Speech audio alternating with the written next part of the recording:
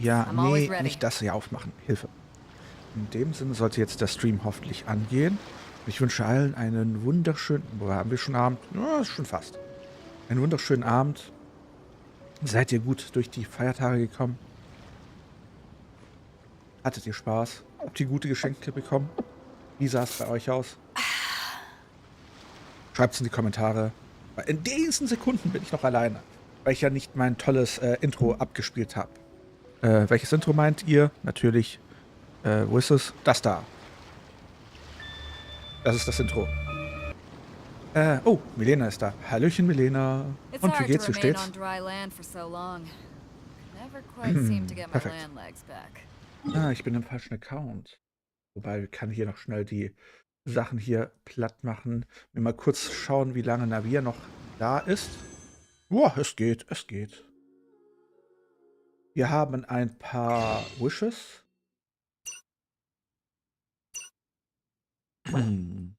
49.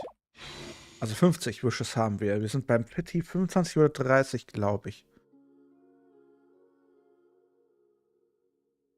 Welchen Sarah? Wie kann es sein, dass hier Leute so extrem, wobei es, nee, das sage ich jetzt nicht, weil das, weil,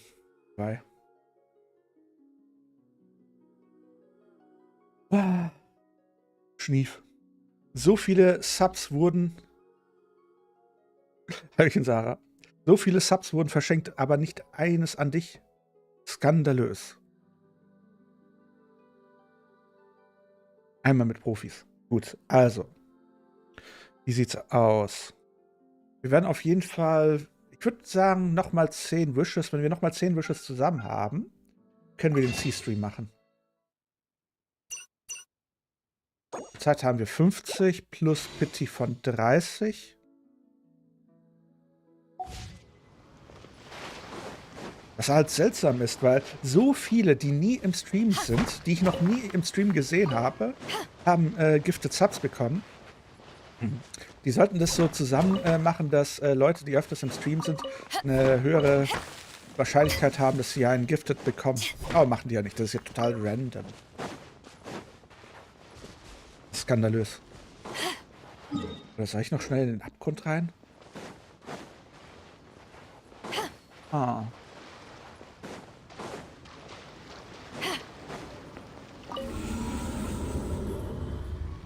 Ah, das wird gut. Wenn du ohne Werbung schauen willst, kannst du ja immer noch auf YouTube gehen. Der Chat ist ja miteinander verbunden. Das heißt, du kannst in YouTube schreiben, beziehungsweise auf Twitch schreiben und YouTube schauen. Dann kannst du quasi die 30 Sekunden der Werbung überspringen. Hust, hust. Streams werden ja quasi ein bisschen wie YouTube-Chat sagt, nö.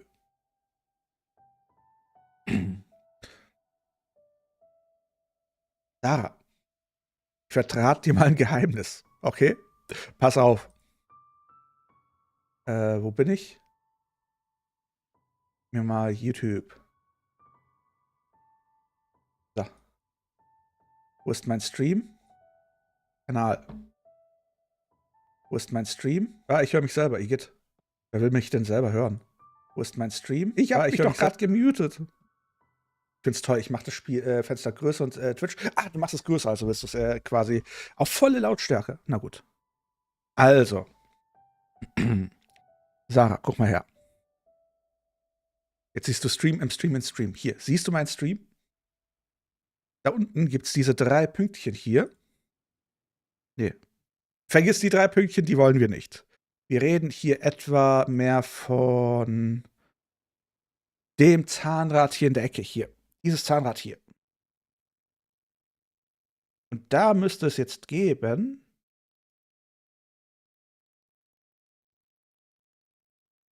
Eigentlich müsste ich hier jetzt den nur Follow-Chat. Nein, nein, nein, nein. Pop-Out. Ich glaube, das ist das hier. Pop-Out-Chat. Aha. Schon habe ich hier meinen Chat. Das heißt, ich kann jetzt den Stream schließen, ne? Der Chat ist da. Ich kann jetzt da herumtippen und schreiben und mir das Ganze auf YouTube anschauen.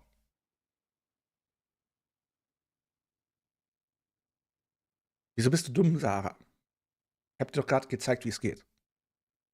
Und hier, ein endloser Stream von Kasatka, Kasatka, Kasatka, Kasatka, Kasatka. Hier ist noch ein Kasatka. Und da ist dann noch ein Kasatka. Und da ist gleich noch ein Kasatka. Und da hinten ist dann noch ein Kasatka. Ja, soweit? Also alles halb so schlimm. Sollen wir es riskieren? Ja. In VR-Chats sind die noch viel schöner, weil dann sind die immer so schön gedreht. Retter in der Not. Moment. So. Harry, danke für die Rose. Ach, den müssen wir jetzt platt machen. Den Ärmsten.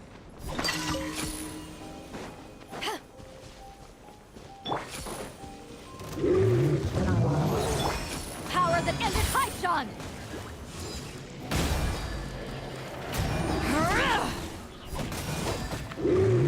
Go. No, my sword!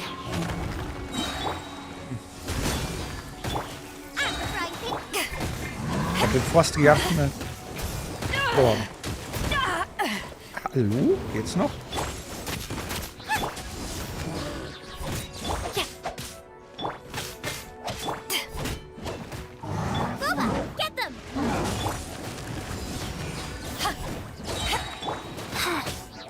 Gib mir den Heal. Ich brauche Heal. Du hast Hündchen?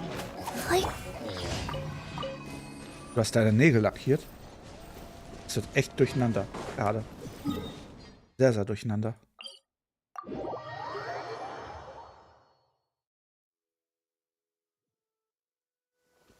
When stuck on a deserted island, rain is a precious source of drinking water.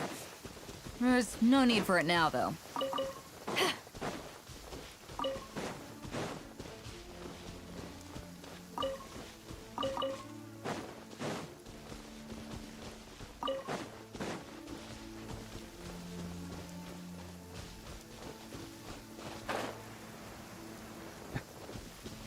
Was für ein Hundeleben.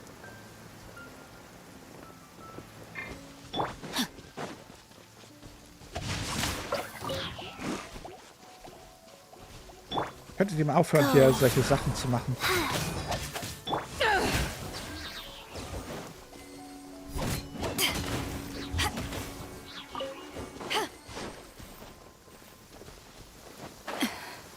Immer diese Leute, die immer knuddeln wollen.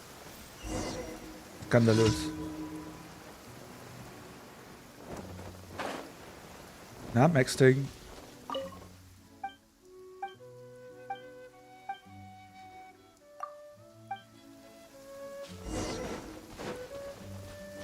Ja, wo ist denn der Schlüssel sein? Irgendwo da hinten.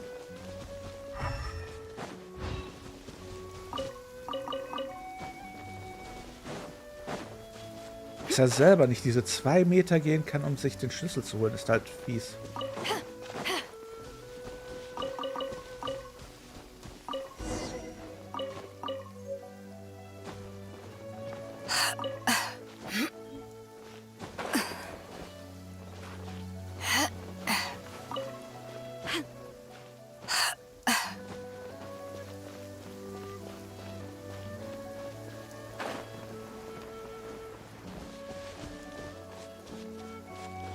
Skandalös.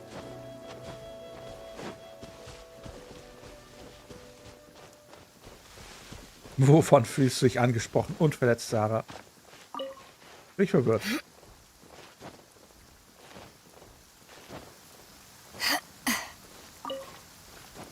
Vom Hundeleben? Nahmt weg.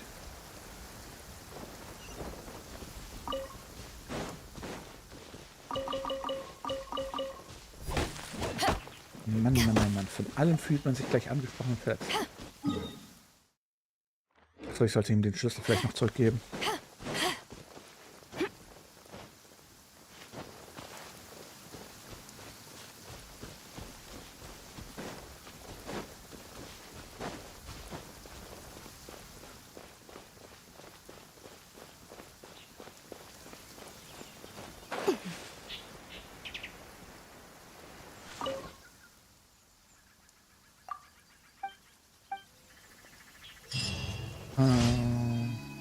Ansonsten heute Abend spielen wir Phasmophobia. Mal gespannt, ob wir dann das Level Up direkt machen oder normal weiterspielen oder was komplett anderes machen. Zum Beispiel wieder dieses, wie heißt es nochmal, Lethal Corp Spiel mit den anderen. Ist ja alles möglich.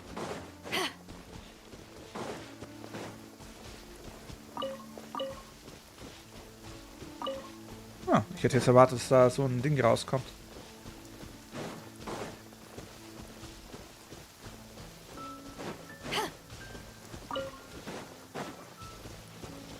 Ich drücke hier die Daumen.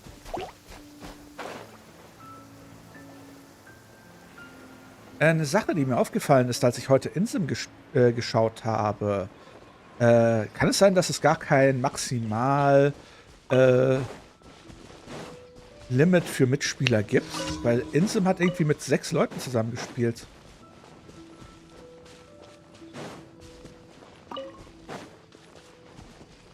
Deswegen bin ich gerade verwirrt. Oder ist es gemoddet bei dem?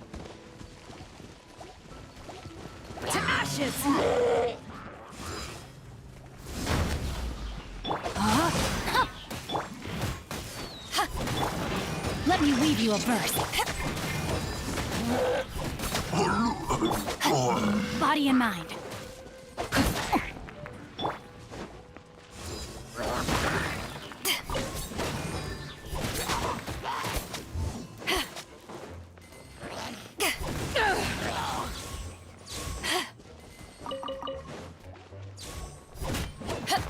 No, my sword. Da kommt die nächste gar nicht so.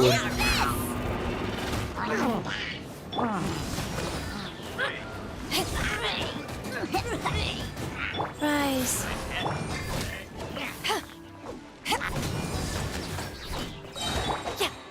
Rain outlines your fate. Hallo, du bist eingefroren. Kannst du aufhören, dich umzudrehen?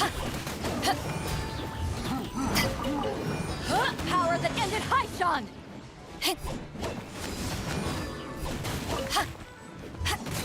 Mir geht's ganz gut, oder? Mir geht es ganz gut.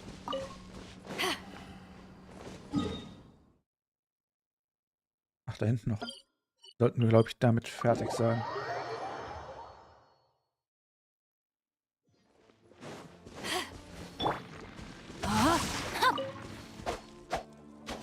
Komm. Geht doch. Body and mind. Hi, Sally. Ich bin auf 3 Plattformen live, Sally. Eine wird dich doch informieren, dass ich live bin, oder?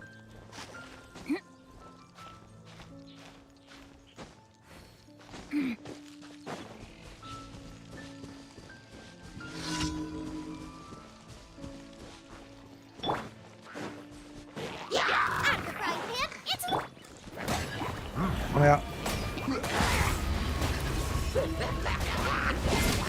Kaboom. Lebt ihr noch? Nice and split.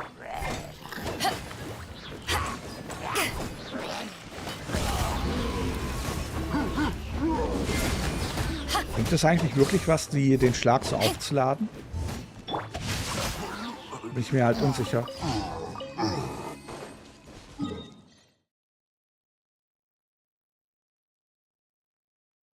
Dann hast du ja 4 Plattformen, die dich informieren.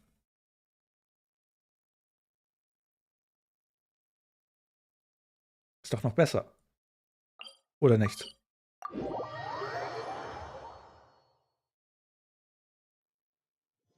Also, die Frage der Fragen ist, sollen wir jetzt das Event machen? Ich glaube, wir lassen das lieber sie machen. Time to act. Add Astra. Täglich Thank you for Missionen. Add Oh, Astra. ich könnte noch in die Kanne.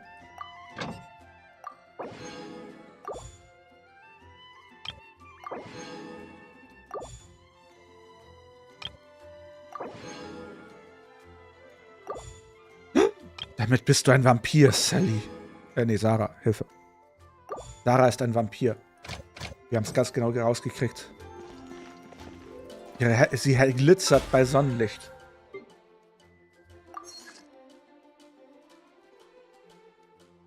Wie, es gibt einen Knopf für alle. Jetzt bin ich verwirrt.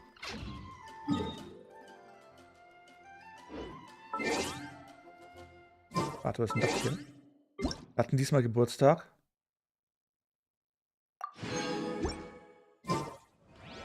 Aha, da kommt's jetzt raus. Sarah ist ein Vampir. Ah, stimmt, das habt ihr mir ja schon mal gesagt. Und das habe ich komplett überhört.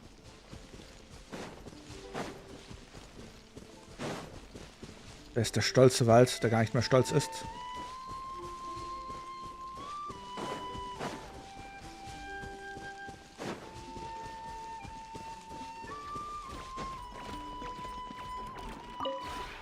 We have put in much work of late. Weiß nicht, was du meinst.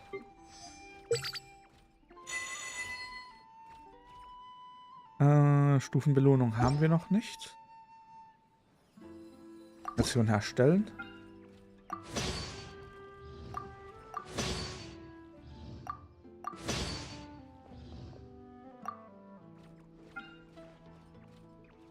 Wir könnten noch mal ein paar Sachen herstellen.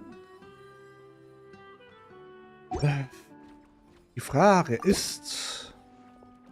Ja doch, da war es doch gerade eben. Vertrauensstufe. Wunderschön.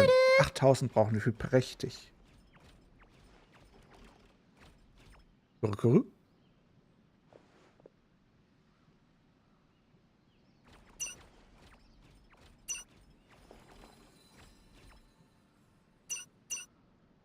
Oh. So, ich brauche ja... Warte, was?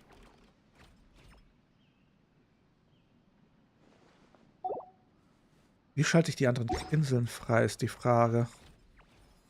Na gut, so oder so. Wir müssen erstmal das Zeug herstellen. Das heißt, ich brauche Material. Das heißt, ich brauche sowas hier. Stoff. Könnte ich neues Stoffmaterial hätten wir ja mal holen. Dann stellen wir erstmal dich hier her. Wir haben es ja nicht eilig, oder? If you ever... Volle Kanne.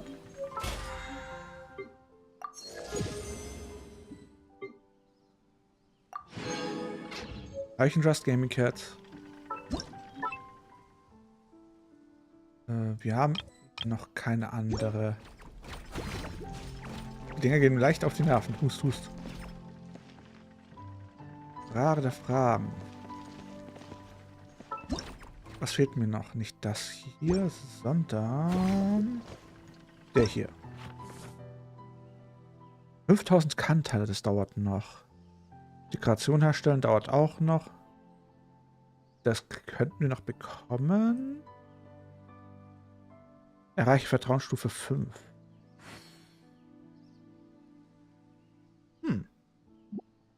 Das dauert alles noch. Das dauert alles noch. Wir haben leider nichts zum Aufstellen. Also ich würde jetzt ganz viele von den Dingern herstellen.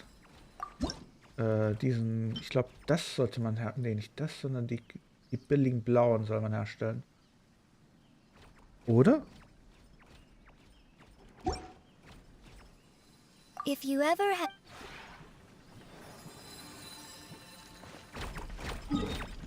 Zwar hässlich wäre, aber egal. Naja, kann man es doch auch nicht ausdrücken, oder? Wollen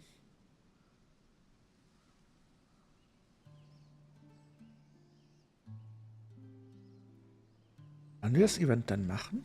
Oder will jemand... Wo ist sie, wenn man sie mal braucht?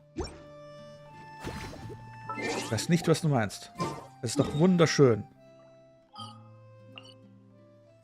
Mehr Ruhe.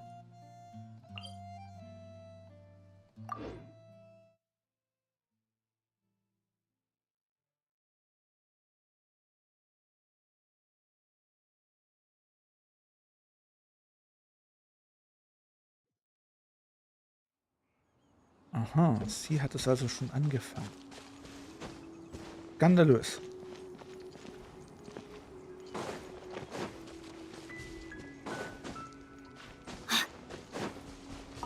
Na gut, dann gehe ich auf meinen Account und wir machen es bei mir. Was haltet ihr von der Idee? Was haltet ihr von der Idee? Das heißt, ich muss ja kurz mal mich ausloggen und mich umloggen. Logout, Spiels verlassen. Ja.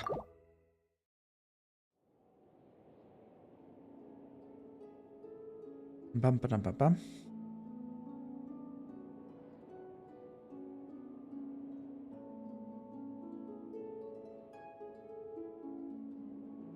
So. Einloggen. Dann erstmal.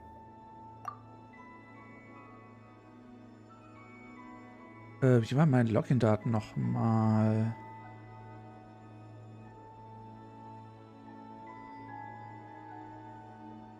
Waren das die?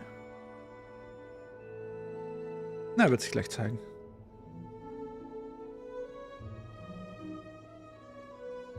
Hey, scheint richtig zu sein.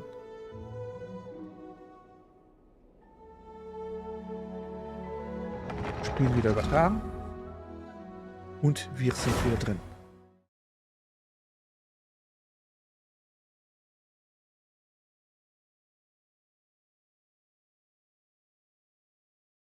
Have you seen the Steambird? It seems Fontaine has been celebrating some kind of festival recently. Was? Things are looking pretty lively in the square. They even changed the banners. Huh. There are a lot of people holding cameras.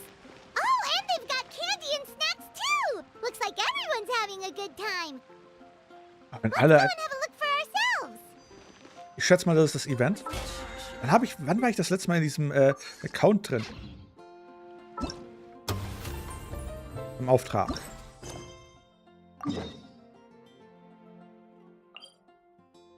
Warte mal, sind wir unterirdisch?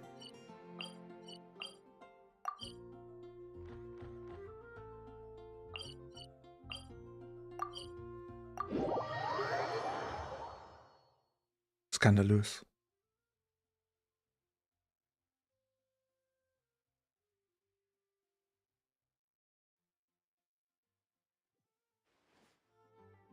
Stella.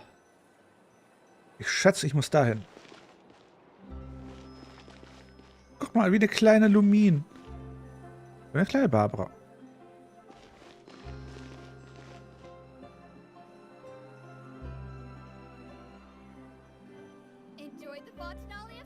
Woran erinnert mich die? Ah, da. Nee.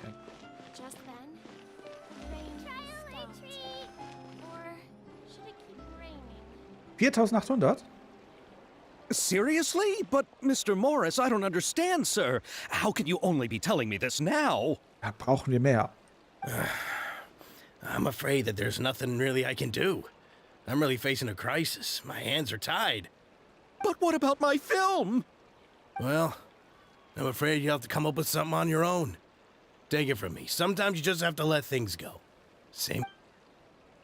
Let it go, can't hold it back anymore. Hey, isn't that Xavier? So he's back in Fontaine now. Warte mal, war das der Typ vom Reaktor? Xavier! War das der Typ vom Reaktor? Oh, why, if it isn't the dear Traveler and Paimon. I really didn't expect to bump into you here at this time. Lange nicht gesehen. Wie ist es dir denn entgangen? Well, I was doing just fine until I received some terrible news just now. The investor I was working with for my upcoming film has fallen upon some hard times and is no longer able to provide the promised amount of funds. Oh, was spotte ich hier quasi mit meinen Drachenaugen?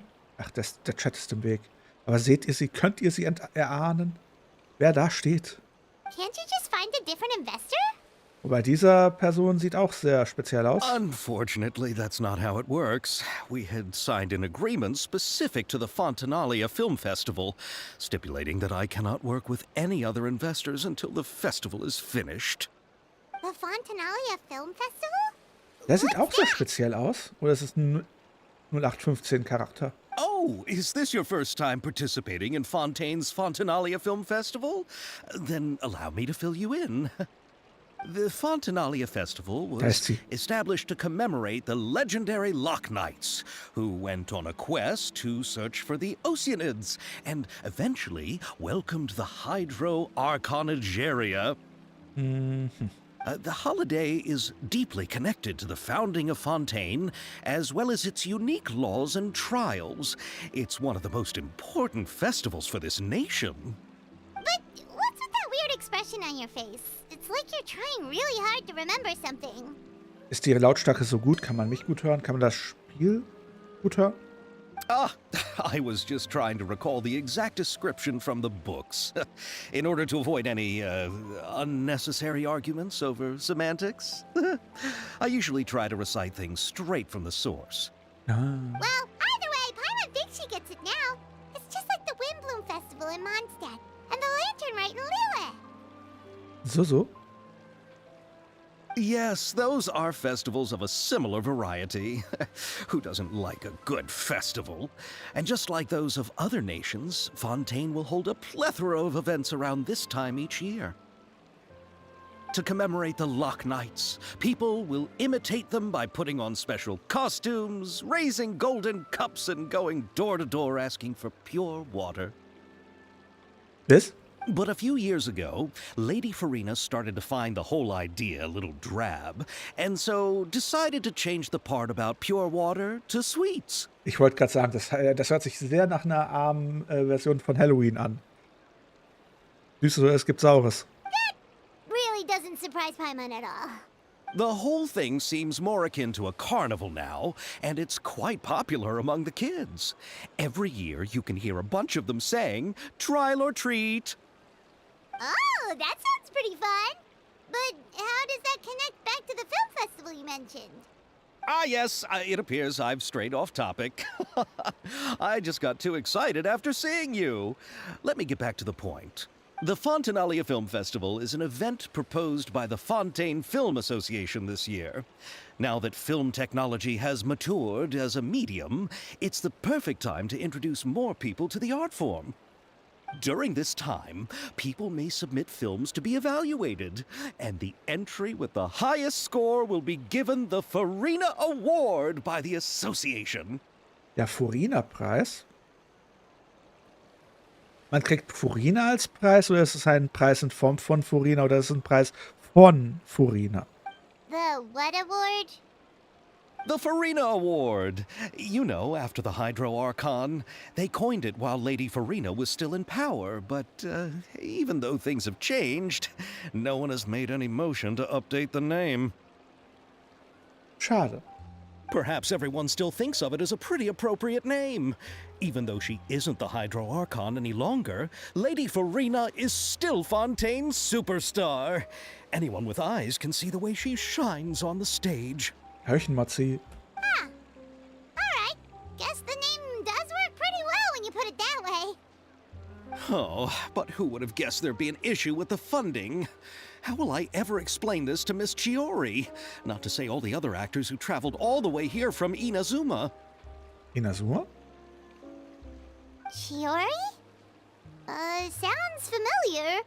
Where have we heard that name before? Ihr gehört der Bekleidungsladen am Hof von Fontaine. Chioria Boutique. Yes, that's her. I asked her to oversee the event's art direction, including the design of the actors' costumes and appearances. Mal hier hin. Kann man direkt weitermachen. Oh, Paimon remembers now. Navia said that her clothes were designed by Chiori, and Kirara's outfit too. How to describe her? Well, she tends to be pretty direct and can be very forceful when it comes to dealing with people. The fashion world in Fontaine has dubbed her the Thundering Seamstress. Sehr dynamisch. Her remarkable designs have led many Fontainians to become very interested in Inazuma. Nice. Glückwunsch, Matzi. Anyway, Chiori is acquainted with all the actors I've invited from Inazuma. Without her help, I don't think I would have been able to get such an international cast for the film. She really is a kind soul. Sie ist da. Hallöchen. Who are the actors from Inazuma? Do we know them? Why don't the two of you accompany me to the Aquabus station to welcome them? Judging from the time, the Aquabus should be arriving shortly. Chiori will be waiting to meet me there as well. Hallöchen, Sie.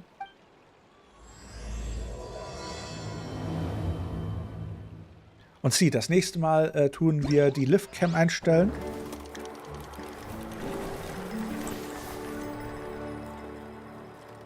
Dann kannst du Beat Saber auch streamen.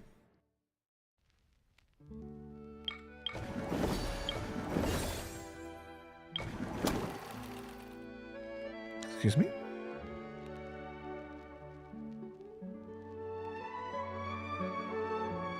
Wie Ujo. Das sieht gut aus. Ja, fangen wir mal oben an. Zum Auftrag. All the standing around is making me so sleepy. Das Problem ist, du brauchst dafür erst einen ordentlichen Vtuber.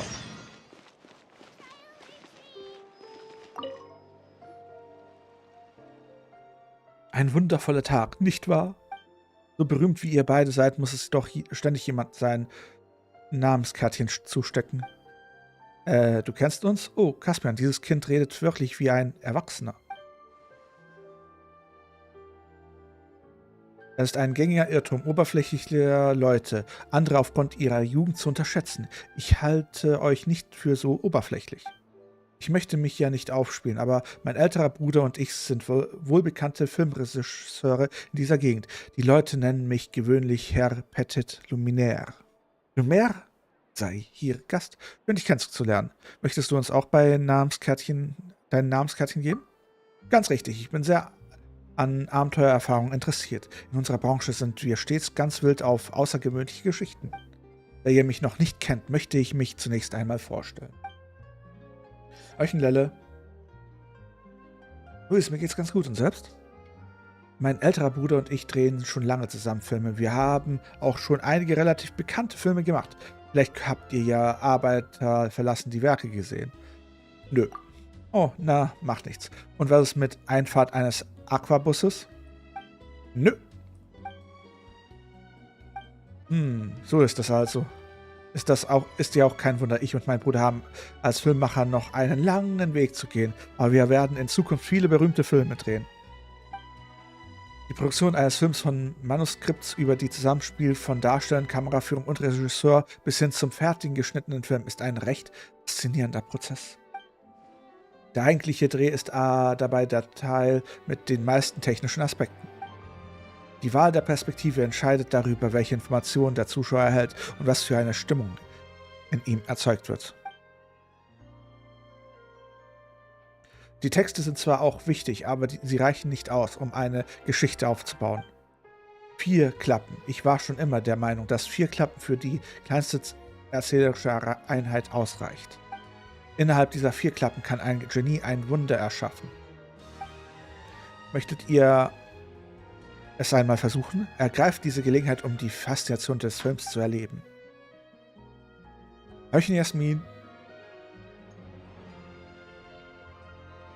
Was meiner Meinung nach eine gute Plattform für die Erstellung von VTubern ist, die beste ist natürlich es selber zu machen. Das heißt, entweder als Zeichner dir einen 2D-VTuber selber zu erstellen und ihn zu riggen oder einen 3D-VTuber zu erstellen mit Hilfe eines 3D-Programms à la Blender zum Beispiel. Oder 3D Studio Max oder Cinema 4D. Das ist die beste Plattform, um eine zu erstellen. Was aber vermutlich für euch nicht klappen wird, weil euch weder das Wissen noch die Erfahrung fehlt.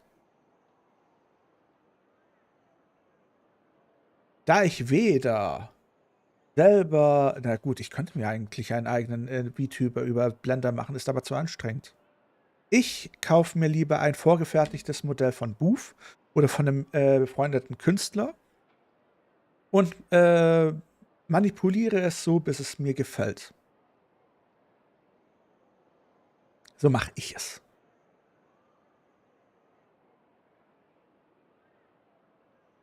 Dieses Modell kam von einem befreundeten Künstler und das 3D-Modell, was ihr in VR-Chat immer seht, das ist ein Buchmodell, das ich ummodelliert habe.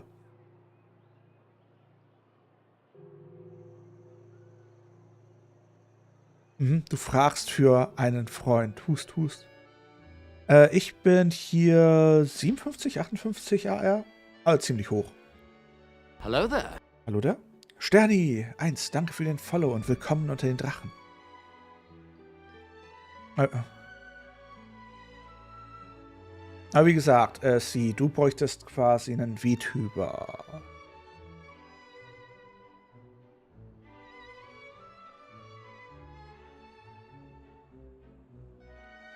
Da du den Vtuber aus VR-Chat ja nicht verwenden kannst, ist es problematisch.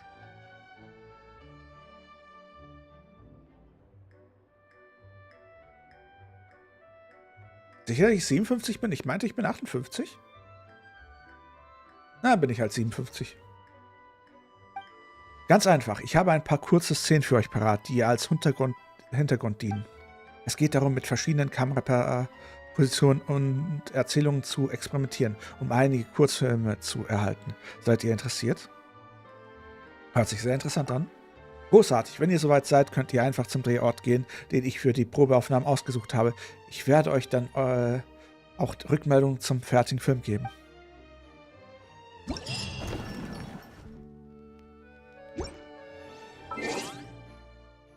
Ja gut, ich bin 57.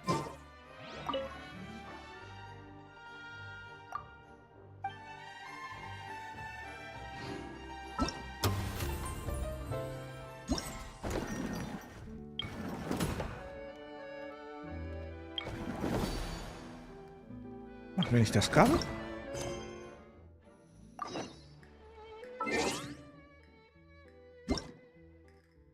Oh, was ist denn das hier? Ah. Danke. Bye bye, Milena. Bis später.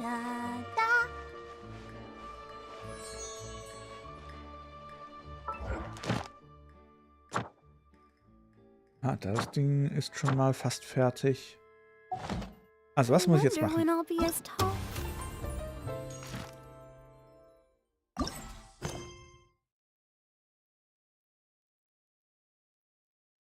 Neun Meter. 30 Meter, 39 Meter. Das ist ja alles um die Ecke. Aber wie starte ich? Ich möchte das versuchen.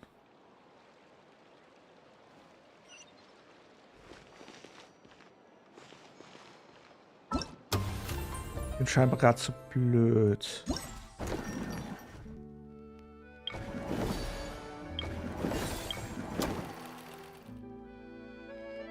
Das da.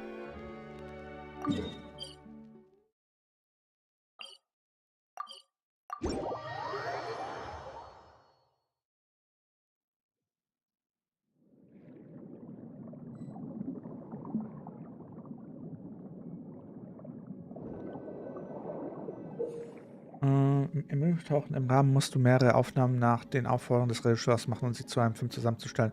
Die Kameraposition ist bei dem Filmaufnahme entscheidend und es muss eine geeignete Kameraposition gewählt werden.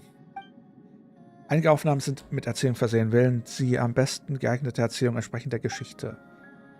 Aha, sobald die Position und ihre Erzählung alles Aufnahmen festgelegt sind, kannst du mit dem Film beginnen und dir das Ergebnis ansehen. Der Film wird danach bewertet, wie genau er den Anforderungen des Regisseurs entspricht. Gib dein Bestes, um alle Anforderungen zu erfüllen und eine hohe Bewertung zu erhalten, um Belohnung zu gewinnen. Aha.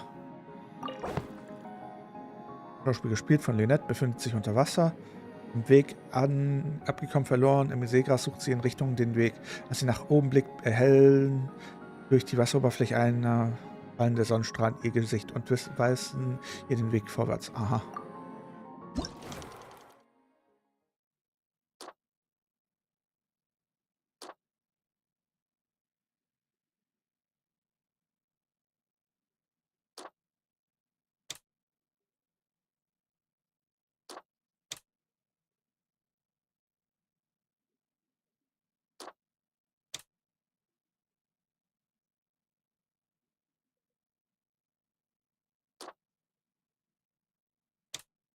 Äh.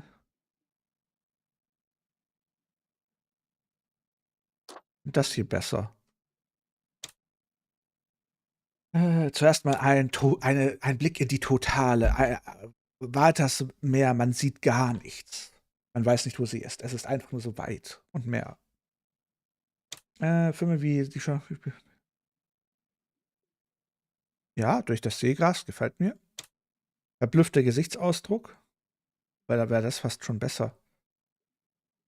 Und ja. Erzählung. Ich habe hallo?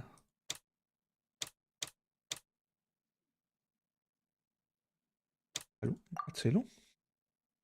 Ich habe es folgerichtig der Richtung.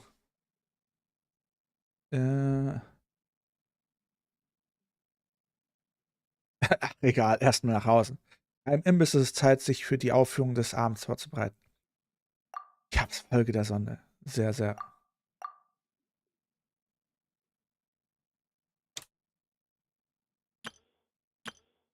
Aha.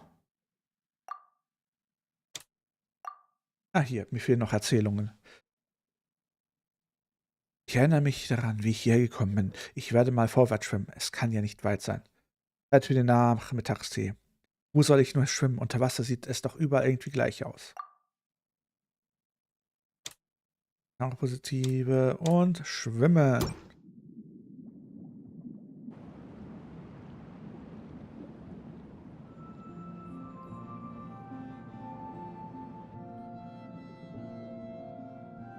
Wunderschön, oder?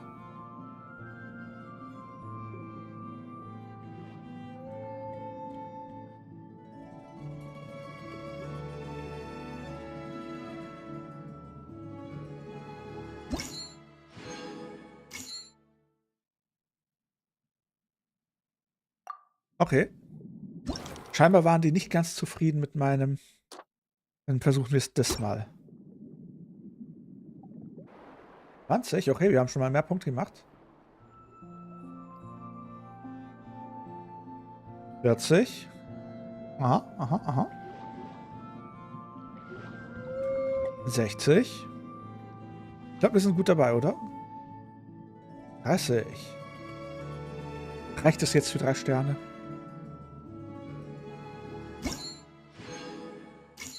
Immer noch nicht. Was brauche ich denn?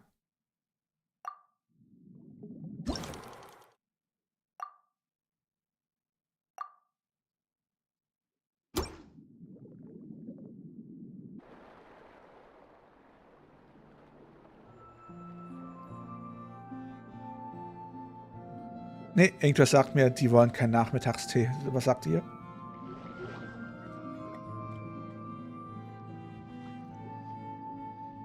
Aber scheinbar kriege ich pro Szene maximal 30 Punkte.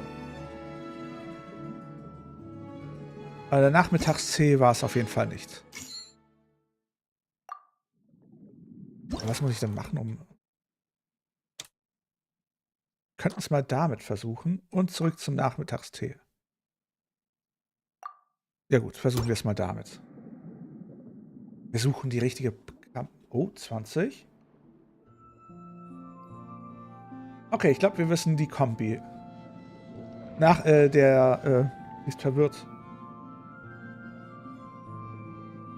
Da brauchen wir 100 Punkte. Aber irgendwie habe ich das Gefühl, die wollen uns dazu verführen, dass wir in Genshin Filme drehen.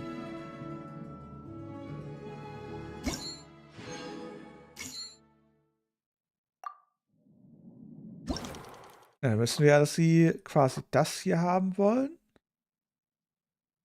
Und Erzählung das hier. Ich würde hier mal das hier versuchen. Das hier. Hier könnten wir das hier versuchen. Und hier sind wir ja schon bereits.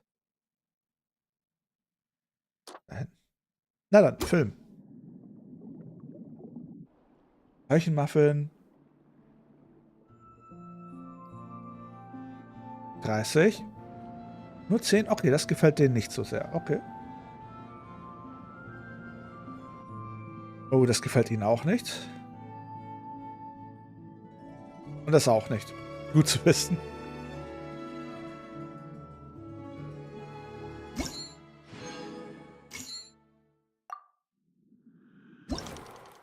Okay, dann machen wir jetzt mal unser Kunstwerk. Wir nehmen dich hier. Wobei, machen wir noch mal den hier zur Verwendung. Können wir auch quasi richtig schön in die Vollen gehen. Egal, erstmal, das ist relatable. Das ist relatable. Die Leute wollen immer relaten.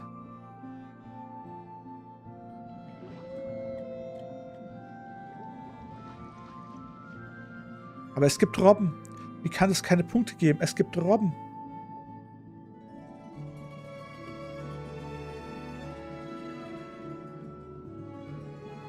Wisst ihr, was diese Szene noch toppen würde? Wenn sie jetzt noch gesagt hätte, warum liegt hier denn eigentlich Stroh? Na gut, du hier ist klar. Du hier und du hier.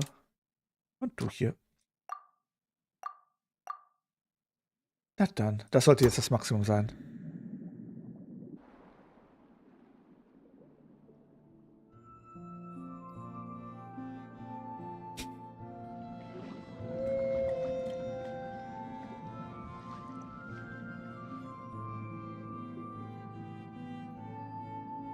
So, 100. Das muss jetzt 3 Sterne geben, ansonsten bin ich verzweifelt.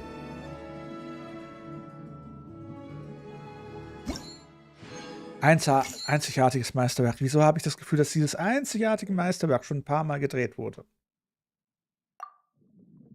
Nur so ein Gefühl.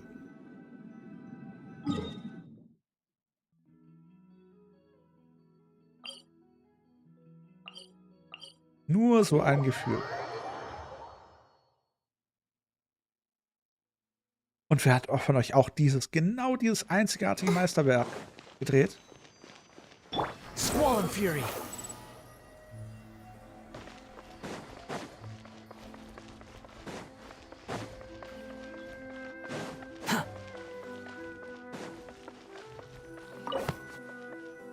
Dann bla bla bla. Gespielt von Navia? Achso, Navia. Wenn man Navia und Nahida verwechselt. Hat man gespielt von Paimon? Na gut.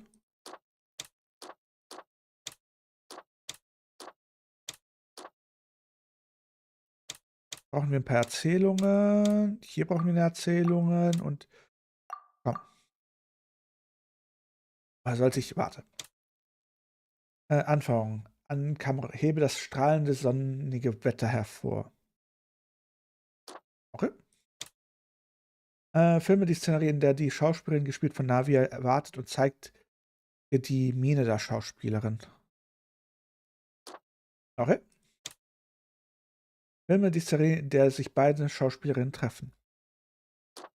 Ja. Zeige Geschichtsausdruck der sonnenüberdrüssigen Schauspielerin, gespielt von Paimon. Ja, Erzählung. Wollen wir irgendwo hingehen? Es ist viel zu sonnig. Also mein Gefühl sagt mir das hier. Paimon wird dem hier die meisten Punkte geben. Anforderung: Kamera. Filme, die Schauspielerin, gespielt von Navia, ihren Sonnenschirm aufspannt und ihre Sonnenbrille aufsetzt. Ja, ich habe das Gefühl, dass es gleich einen Sonnenbrand bekommen. Alles gut, darauf habe ich mich vorbereitet. Lass komm, schon unter meinen Schirm. Perfekt. Also wenn das jetzt keine 100 Sterne sind, dann weiß ich auch nicht.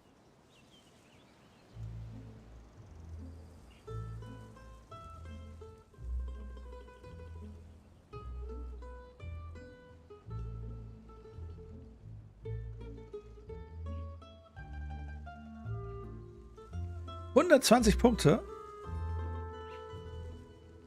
Sehr cool. Mit der Sonnenbrille vor allem Dingen. Einzigartiges Meisterwerk. Oh.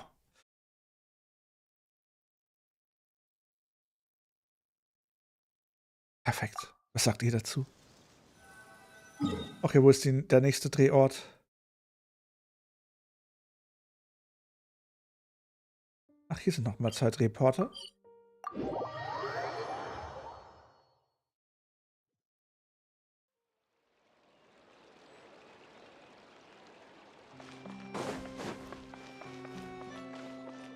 Hier rein, oder?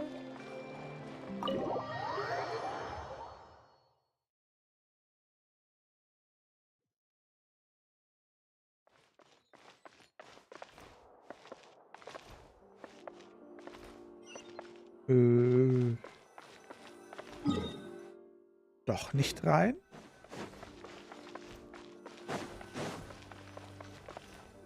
Quit following me. Hier geht's ja hoch. Ah, doch hier rein. Ein Feuerwerkshändlerin, gespielt von Yoimiya. Ich versag mir, Yoimiya ist dabei. Aber wir wissen doch noch nicht mal, ob Yoimiya da ist. Na dann.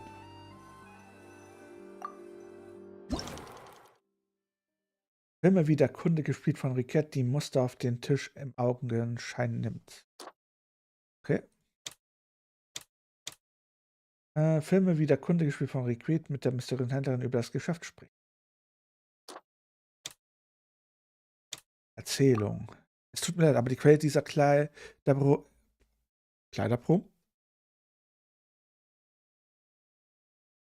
kannst du für die Wirksamkeit dieser Waren garantieren. Natürlich, sie werden ein Bombenerfolg. Anfang enthülle die Identität des mysteriösen Händlerin, gespielt unter mir, und erhebe dabei ihre Mimik hervor. Weil das sieht eigentlich besser aus. Egal. Verkäuferin, gespielt von mir, präsentiert dem Kunden ihre Produkte mit Markierungen. Dieses Produkt sind Jahr für Jahr der Renner in unseren Laden. Mit ihnen lässt die schönsten und eindrucksvollsten Feuerwerke zünden.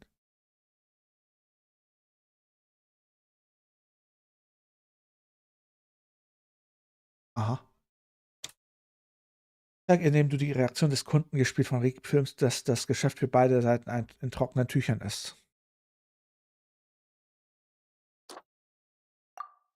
Da du einmal ihr Fontaine bist, solltest du unbedingt unsere kulinarische Kultur genießen. Gut gemacht.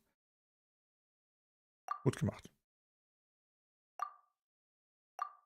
Na, mal schauen.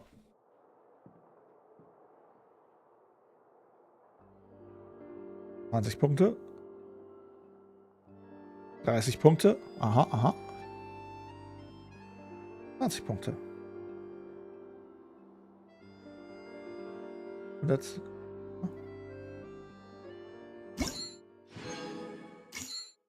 Scheinbar war ich noch nicht ganz perfekt.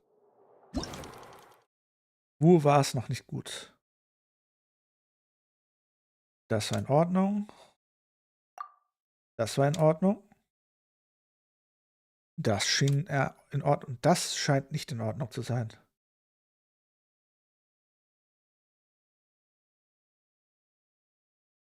Frage ist, was jetzt? Das scheint in Ordnung. Irgendwo was fehlt noch.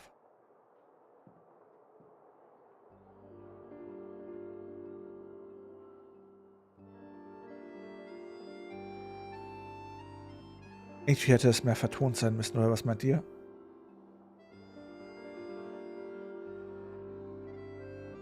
Okay, wir haben ein paar Punkte mehr. Einzigartiges Meisterwerk. Da muss man noch ein bisschen dran arbeiten.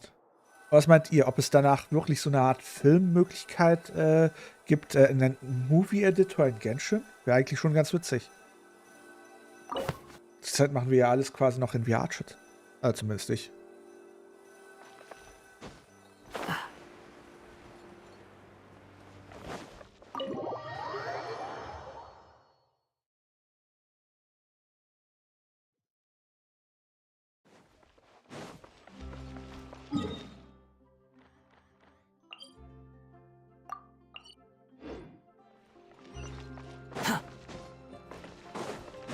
Following me.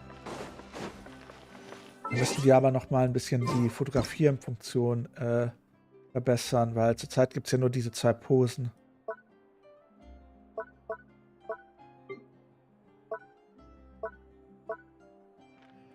Viel zu wenig.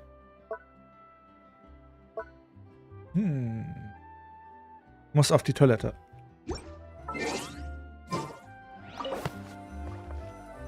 An einer Straßenecke des Hoffontaine hat eine Schauspielerin, gespielt von Charlotte, eine Kamera aufgestellt und ist gerade dabei, den richtigen Winkel zu finden. Die ganze Schönheit des Hoffontaine auf Film zu bannen. Nachdem sie verschiedene Perspektiven miteinander verglichen hat, steht ihre Entscheidung fest.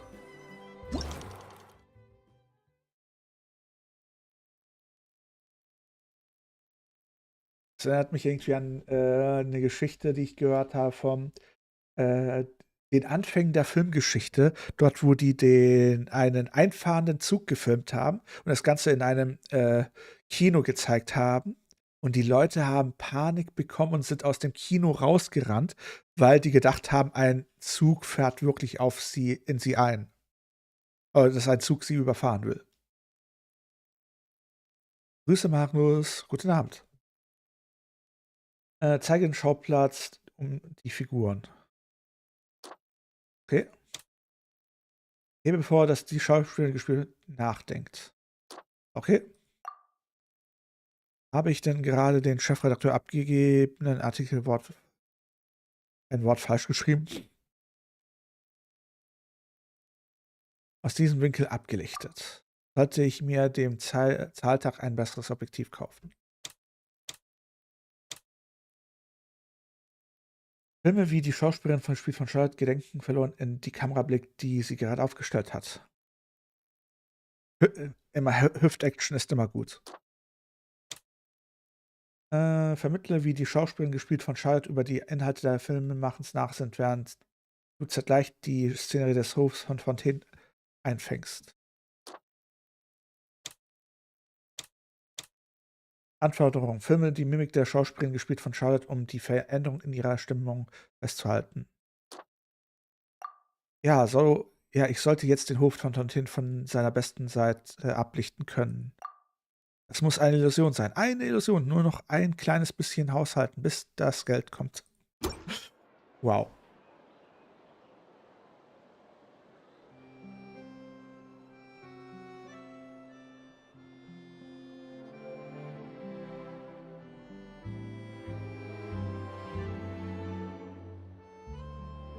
Ein Meisterwerk. Einzigartiges Meisterwerk. Also, ich tue hier ziemlich viele einzigartige Meisterwerke abproduzieren. Was mich so ein bisschen verwundert. Aber sei es drum. Wir damit dann durch.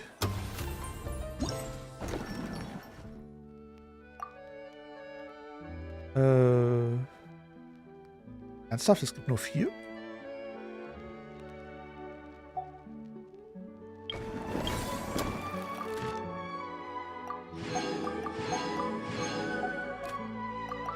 Primus.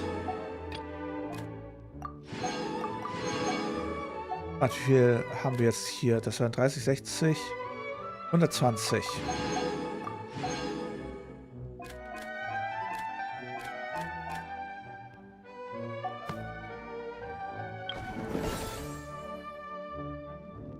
Hallöchen, Princess.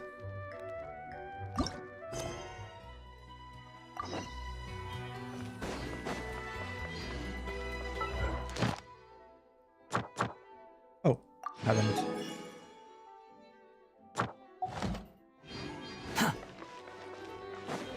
Wie viele Primus habe ich denn hier? Hallöchen, Nikita.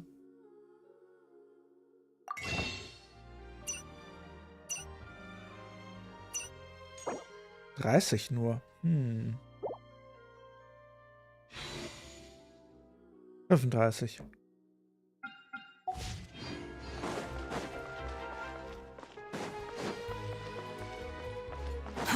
Too slow.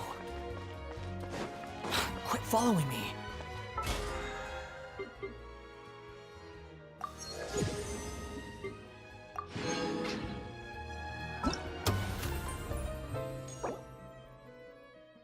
Oh, das kriege ich bereits jetzt. Ist das eine gute Waffe für Navia?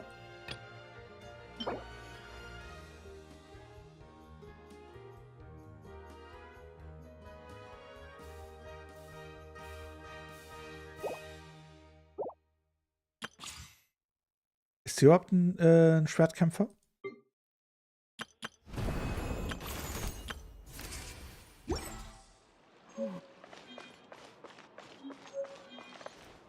Primus. Ganz viele Primus, her damit. Willkommen zurück, Sarah. Helena. Fontaine sauber. Echt schramme Leistung. Wenn das so weitergeht, ist das völlig... Wunschdenken, das Projekt noch vor dem Stichtag zu beenden. Oh nein, Schluss, dieses Mal wird der Chef mich nicht einfach nur ausschimpfen, sondern gleich direkt an die Tür setzen, vor die Tür setzen. Warum weint diese Fräulein da so allein für sich? Sollten wir ihr einen Arzt suchen, ob es wohl in Fontaine Ärzte gibt, die sich auf die Behandlung von Gefühlen spezialisiert haben? Oh, wann seid ihr denn gekommen? Ist Mama genervt und jetzt hast du Essen bekommen? Das ist aber nicht sehr nett. Danke für eure Fürsorge, doch was ich jetzt derzeit noch mehr benötige, ist ein Arzt, der meine kurz vor dem Tode stehende Karriere wiederbeleben kann. Sorry, das ist nicht in meinen Möglichkeiten.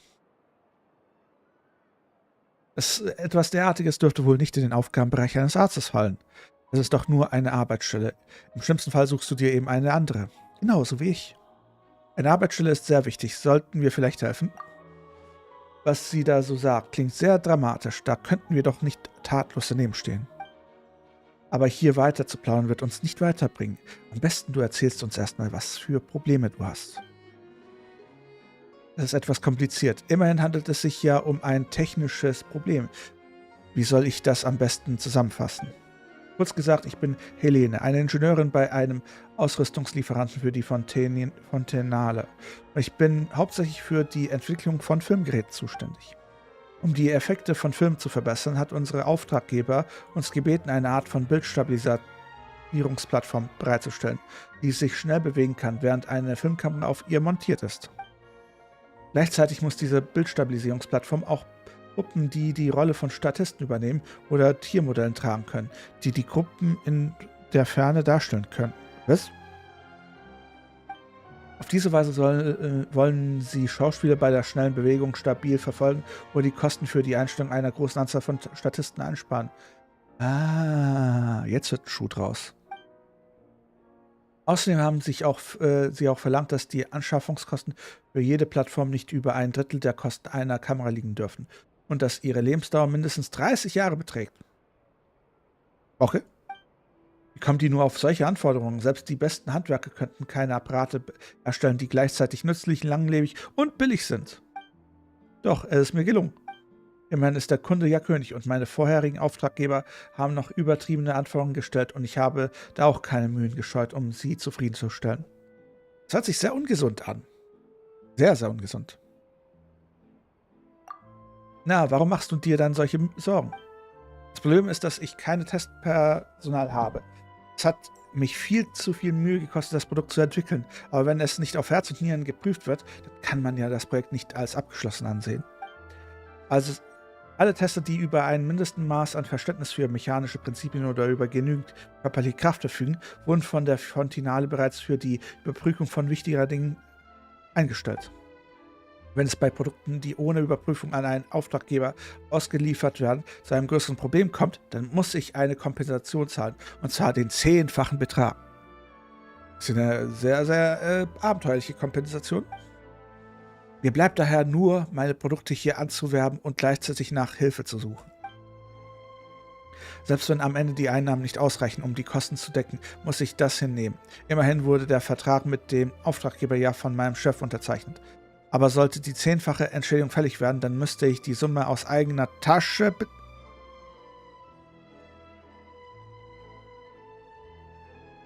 Falls ihr irgendwann mal in einem Ingenieursbüro oder ähnlichem seid und ihr sowas hört, kündigt und haut ab. Krass. Na gut, dann sag uns bitte, was die Überprüfung beinhaltet. Genau, wenn die Sache nicht allzu kompliziert ist, dann könnten Paimon und Caspian dir vielleicht bei einigen einfachen Aufgaben helfen. Es klingt zwar simpel, aber in der Praxis ist das alles gar nicht so einfach. Zu gewährleisten, dass die Bildstabilisierungsplattform bei Höchstgeschwindigkeit wie vorgesehen funktioniert, haben sie auf einen passiven Sportmodus eingestellt, bei dem sie alle sich annähernden Objekte vermeiden.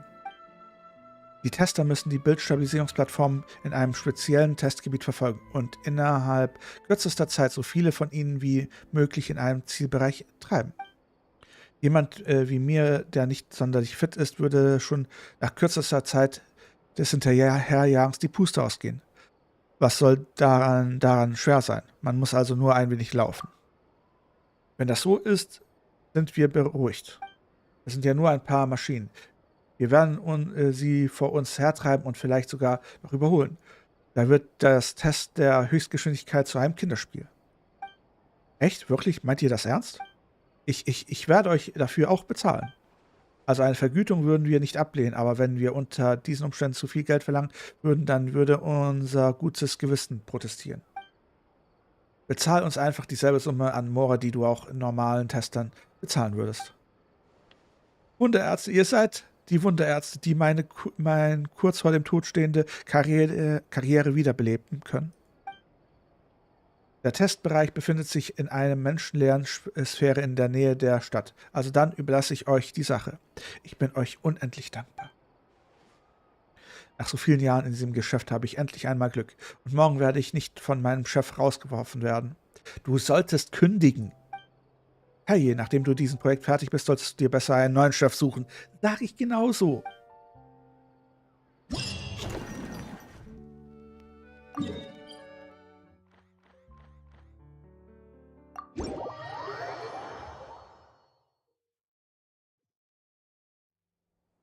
Stabilisiere Mechabälle weichen automatisch dem Testern aus und bewegen sich in die entgegengesetzte Richtung eines sich nähernden Testers. Bewegungen der Stabilisationsmechabälle werden von allen Testern beeinflusst. Nutze diese Eigenschaft, um innerhalb der vorgegebenen Zeit so viele Stabilisationsbälle wie möglich in deine Zielzone zu schicken. Zusätzlich zu den Standardbällen werden auch Prachtbälle auf dem Testgelände erscheinen.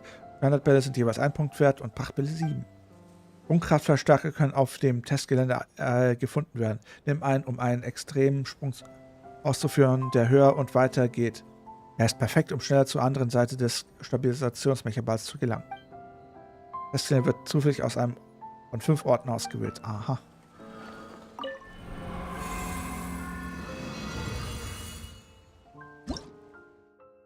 Na dann. Ach, das ist ein Mehrspieler-Ding?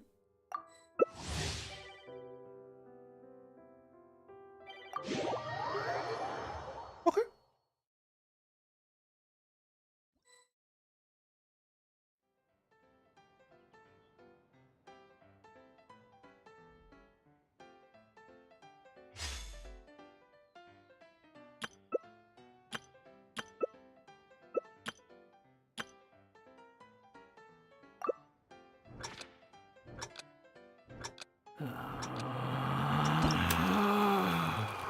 Relax.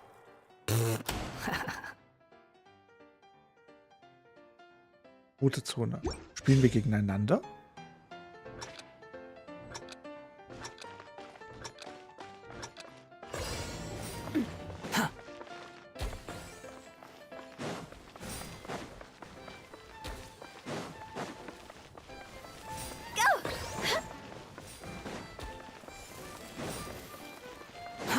Too slow.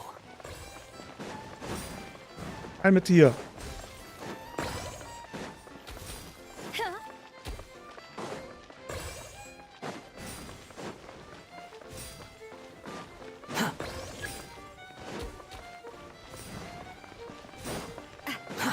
Too slow.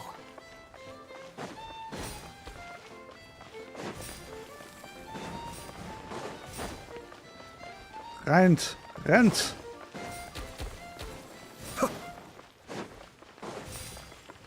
Renn mit dir.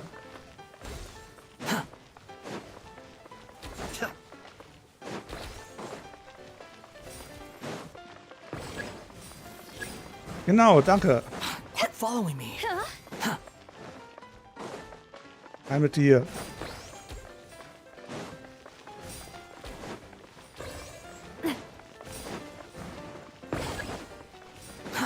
Too slow.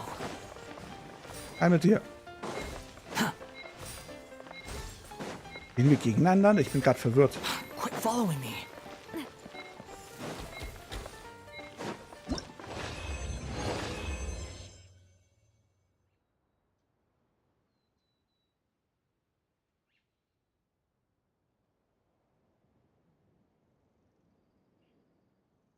War ich gut? Gerade verwirrt.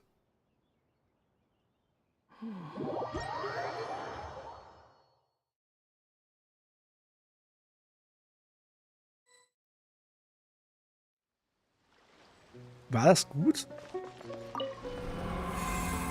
Ah, ich war der Beste. Na dann. Will der Allerbeste sein.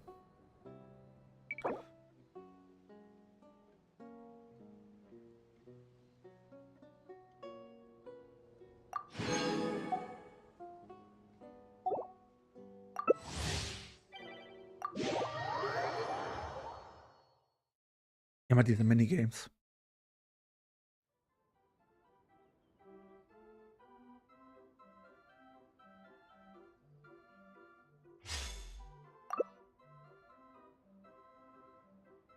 Zero Two.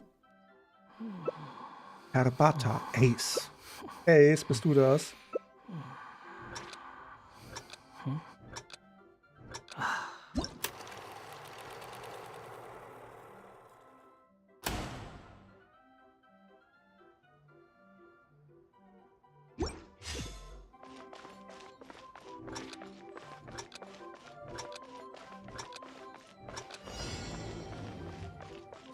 Quit following me. Too slow. Quit following me.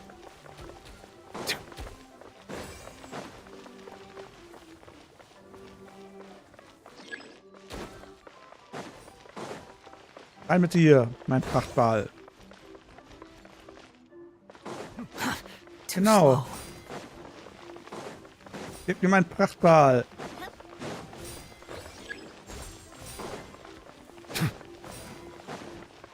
Quit following me. Okay, die sind aktiver als die letzten. Quit following me. Too slow. Move out. Quit following me. Too slow. Genau, rein mit euch. Komm. Jetzt stellt euch nicht so an. Mann, Mann, Mann. Als würde man mit... Too slow.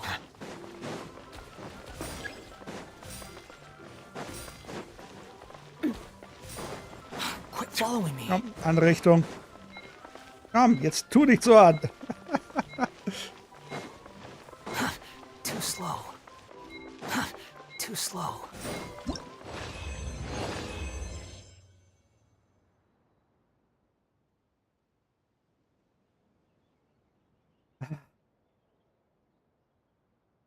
Skandalös.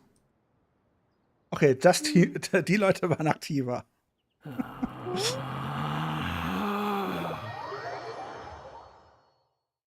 Mann, Mann, Mann, Mann.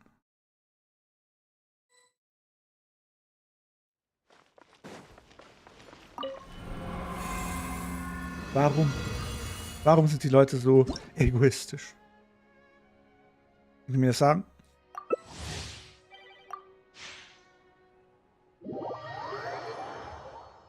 Aber es war nicht genug. War nicht genug.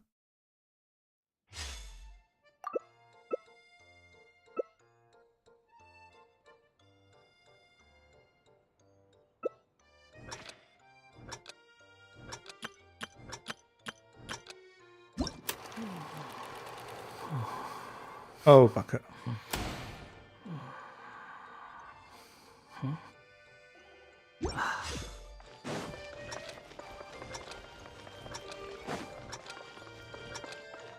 Quit following me.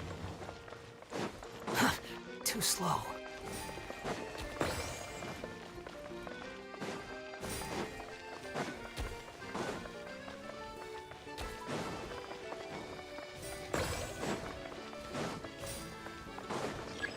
Quit following me.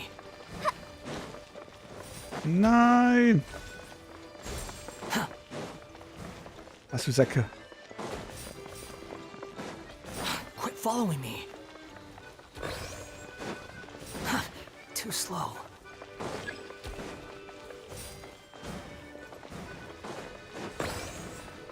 Komm, Quit following me. rein mit dir. Too slow.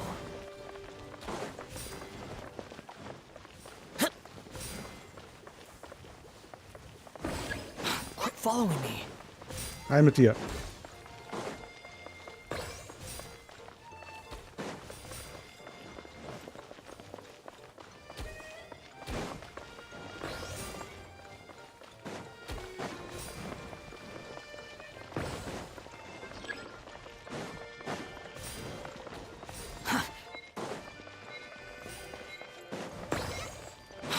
following me.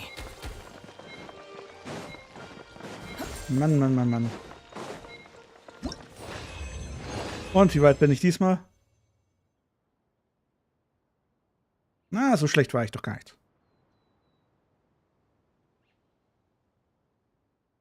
Das letzte Mal hatte ich mehr Punkte.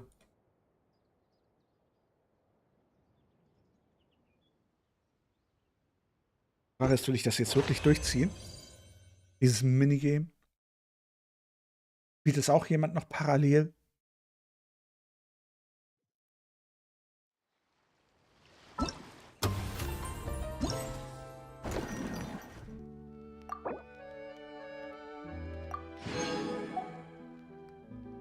Hier. Ah, die Hälfte habe ich bereits. Das noch zweimal müsste ich spielen, dann hätte ich sogar alles.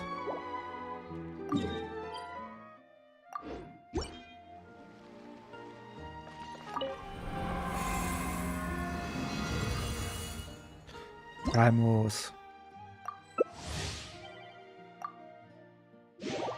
Mikasa.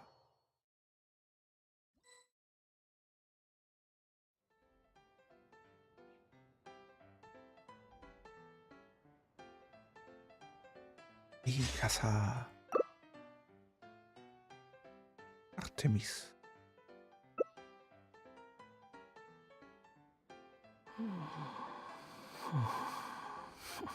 Du hast schon alles. Mikasa ist unentschlossen. Und es wird nichts.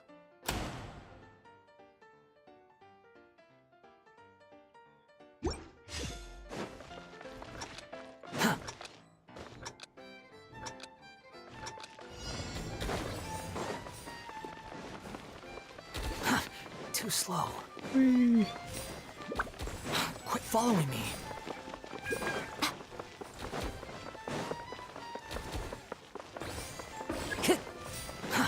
Too slow.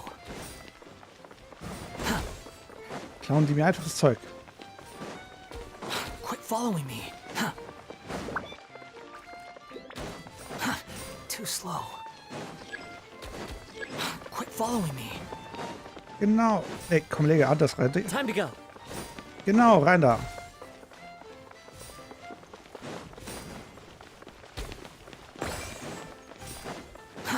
Too slow.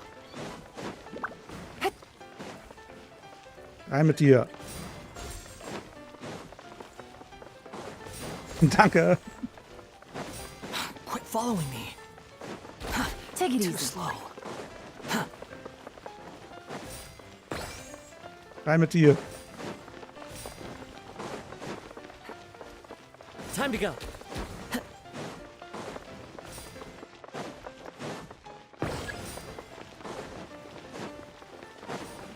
Quit following me. Rein mit dir. Das mir.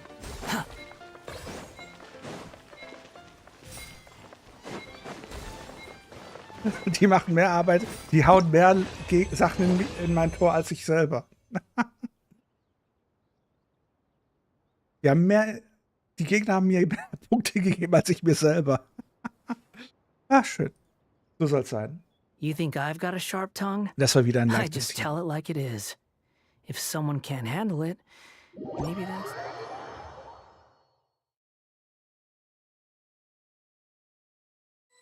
So, das müsste jetzt das letzte Mal sein, dann haben wir, glaube ich, genug.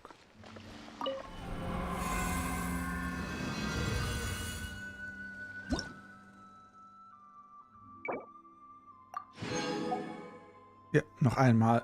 Und da ist es sogar egal, wie wir spielen. Sprich, wir sind jetzt quasi fertig. Jede Menge Primos. Sie, bist du noch da?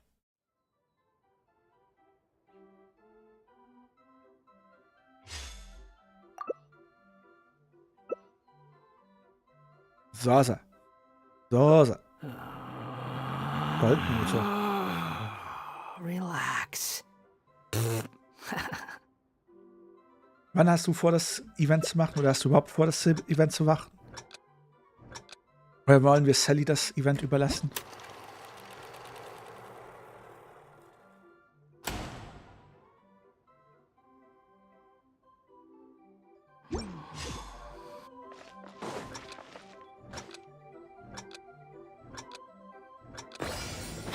following me.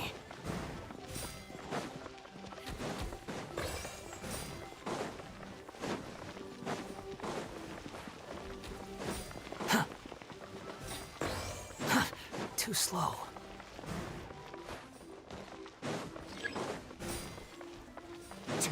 Quit following me. Too slow. Hey, die haben es zurück in meins.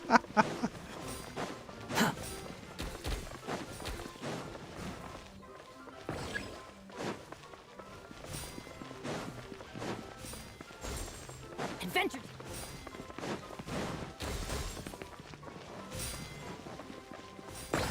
Quit following me.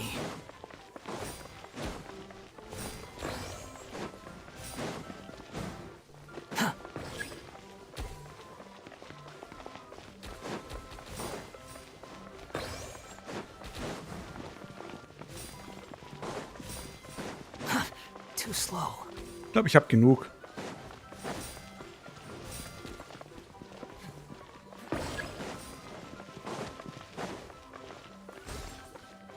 Quit following Ich glaube, ich habe mehr als genug Punkte.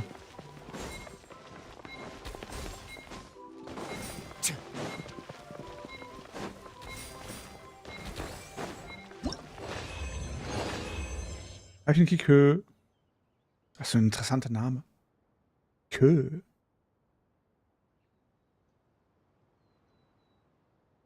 Viel zu viele Punkte. Mann, ich hätte den anderen mehr übrig lassen sollen. Dabei habe ich heute mich diesmal gar nicht angestrengt. Irgendwie habe ich das Gefühl, wenn man sich am wenigsten anstrengt, umso mehr Punkte bekommt man. Ich sollte mich einfach mal hinstellen und gucken, was die anderen machen und wie viele Punkte ich dann bekomme.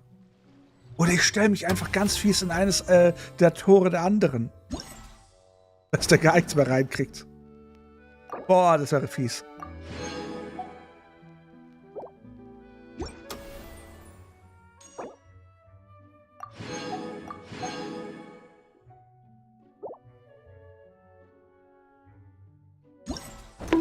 Aua, wieso wäre ich jetzt gebongt?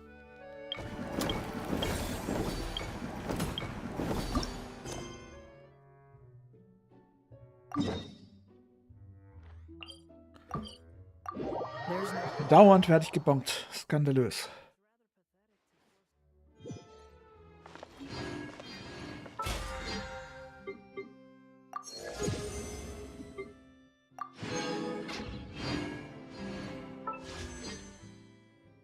Wie läuft's? Ich glaube, wir waren ja bei 30.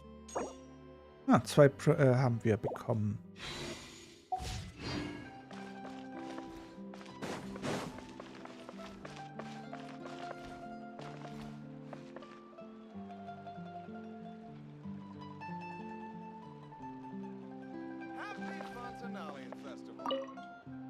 Aber du bist jetzt gerade dabei, Sie? Streamst du es denn auch, wie du jetzt gerade dabei bist, Sie? Oder machst du es einfach nur privat?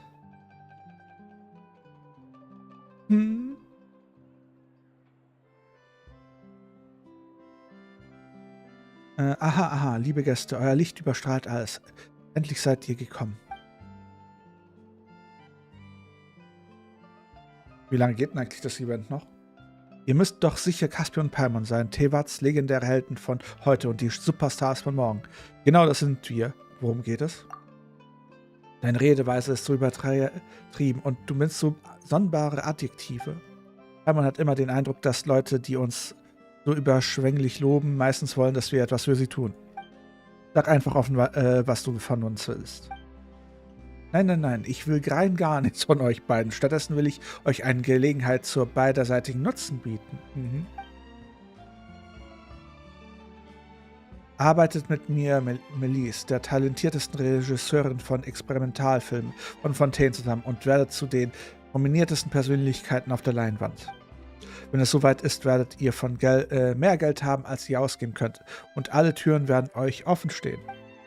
Egal an welchen Orten von Tewat ihr euch auch aufhaltet. Niemand wird es wagen, euch den Weg zu stellen. Und man wird sogar den roten Teppich für euch ausrollen. Manchmal muss man die Fäuste sprechen lassen, um seinen Weg zu gehen. Dann hält mich auch niemand mehr davon ab, an gefährliche Orte zu gehen.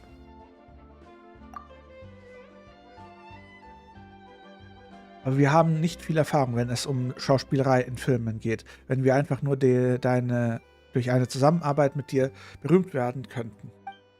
Warum bist du dann noch nicht zu einer überaus erfolgreichen Regisseurin geworden? Wo sind die großen Stars, die in der Vergangenheit mit dir zusammengearbeitet haben? Böse Palmon. Herrje, ihr habt mich durchschaut.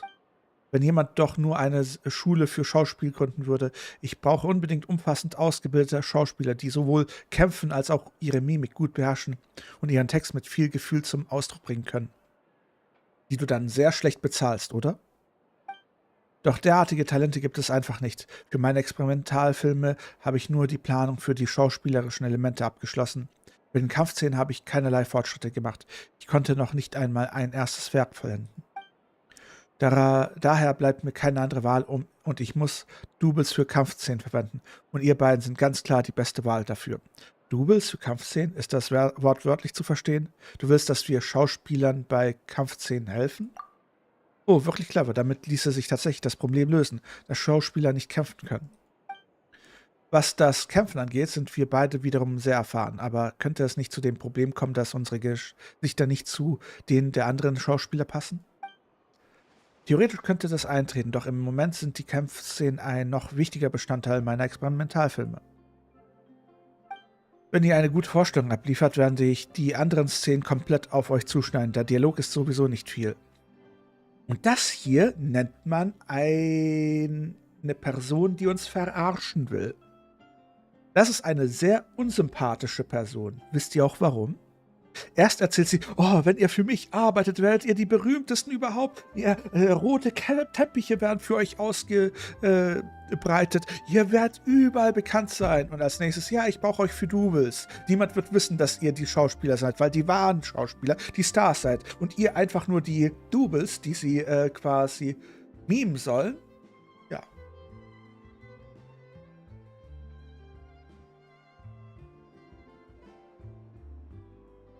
Details, Sarah. Ich störe mich viel mehr an ihrer Persönlichkeit. Ich kann die anderen Schauspieler gut schminken, ihre Silhouette an die euren anpassen und die Lichteffekte geschickt einsetzen, dann werden die Zuschauer keinen Unterschied bemerken. Du meinst eher uns schminken, damit wir so wie sie aussehen. Natürlich bedeutet das, dass die Schauspieler der Dialogszenen stattdessen zu euren Doubles werden. Immerhin sind sie ja sowieso nicht so berühmt wie ihr. Ich werde euch dann eine Gebühr für die Namensrechte zahlen. Excuse me? Es wird ja immer bunter. Das heißt also, wenn wir mit dir zusammenarbeiten, dann bekommen wir die, wie heißt es noch gleich, die Hauptrollen?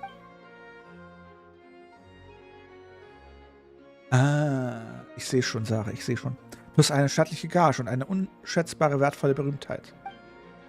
Wir würden davon also tatsächlich gut profitieren. Was meinst du, Caspian? Klingt nach einer guten Gelegenheit. Lass es uns versuchen. Ich danke euch vom ganzen Herzen für eure Unterstützung. Das ist einfach perfekt. Dann lasst uns keine Zeit mehr verlieren. Darf ich euch direkt in mein Studio für experimentelle Filme bitten?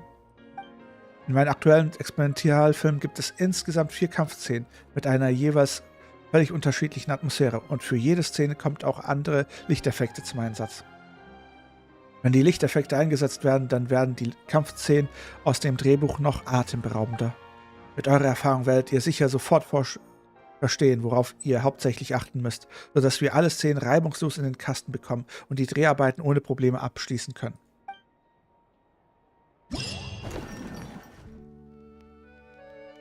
Na dann, auf zur Herausforderung. Bin mal gespannt, was jetzt abgeht.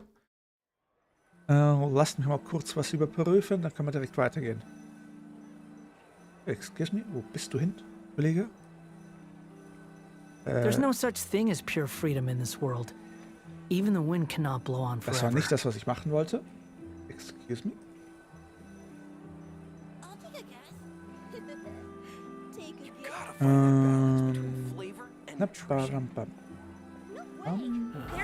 Hier hin. Ja, du alter Choleriker, alles wird gut. Relax.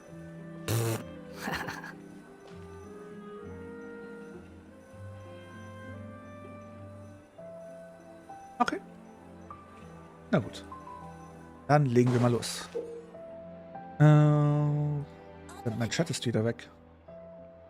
In der Aufzeichnung der Phantomlichter und der verzauberten Tricks musst du Gegner besiegen, die blablabla. Aha.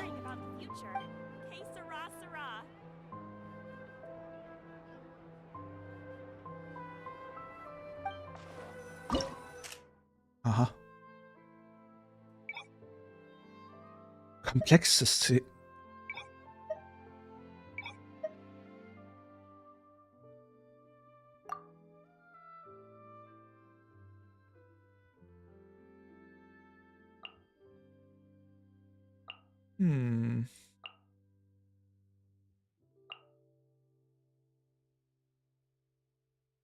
Ja. Probieren wir es so. Ein Standardteam.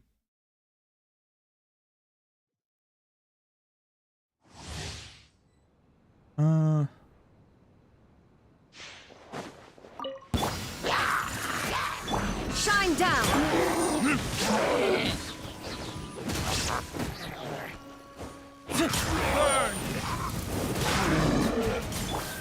There is no escape. Everyone hold hands.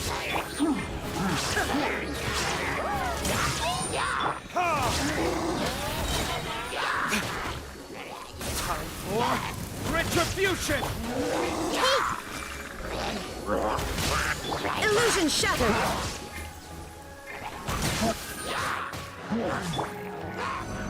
Everyone hold hands. Burn!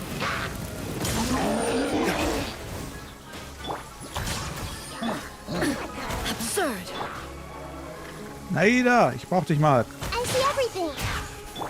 There is no escape.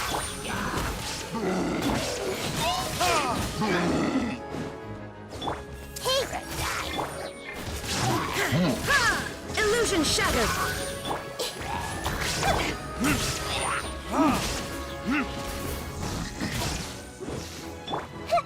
I see everything. There is no escape. Verdict is... Hey, Ha! Shine down.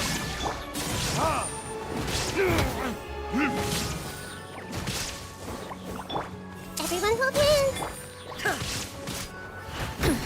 There is no escape. Let the show begin. Hi. Hi. Illusion shattered. Hey,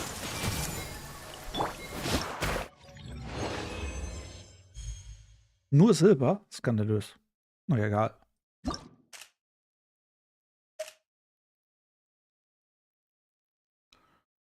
Wäre es dann 2 besser, wenn wir die einfach nur weg hauen? Bis zum geht nicht mehr.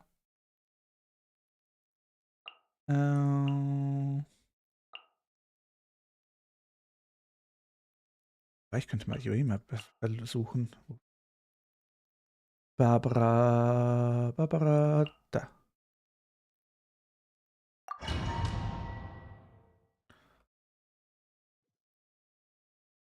Angeberin. I see everything. Das ist ja nur so ein Ding. Shine down.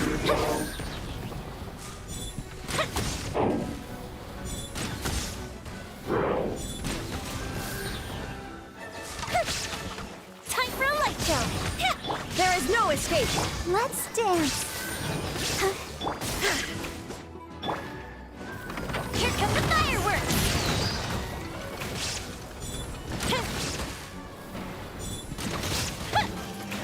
That didn't count. Fire hazard. A minute. Shine down.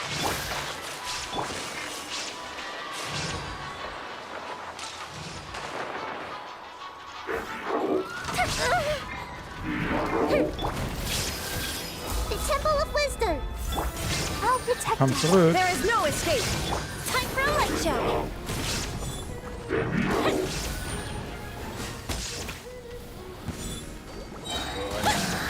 Here's the super freeze. Hey, Illusion shattered.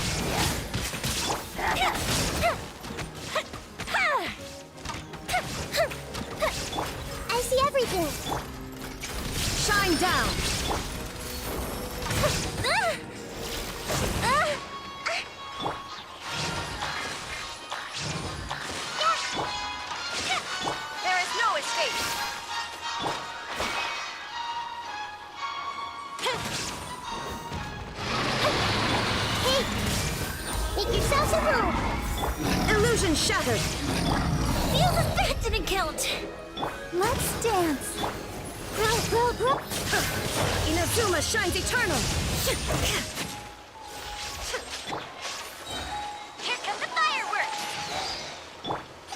Shine down. Committed to memory. Auch nur Silber, aber macht keinen Unterschied.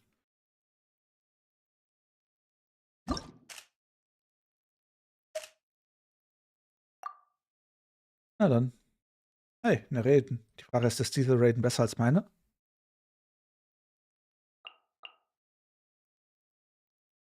Aber ich glaube, ich bleibe bei meinem Diluc.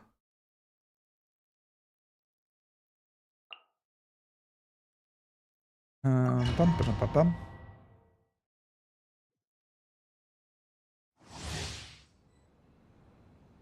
Ah, mit E mache ich dauerhaft Pyroschaden. Okay. Everyone hold hands. Burn! Let the show be.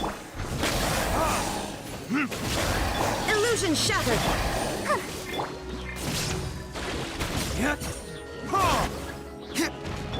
I see everything.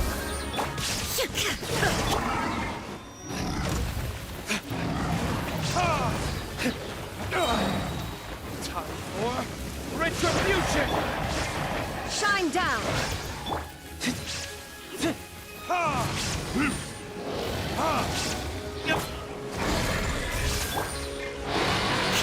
There is no escape. Torn to oblivion. Grow.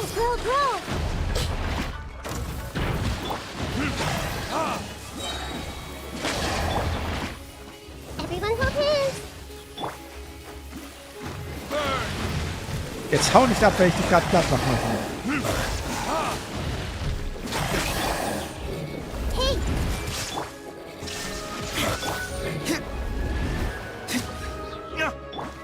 everyone hold hands. Time for retribution! Illusion shattered.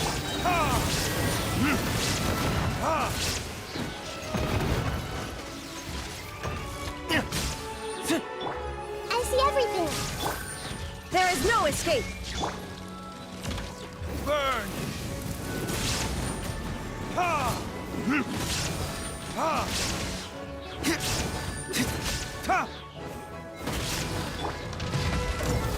Everyone hold hands. Shine down. Inazuma shines eternal. Verdict is...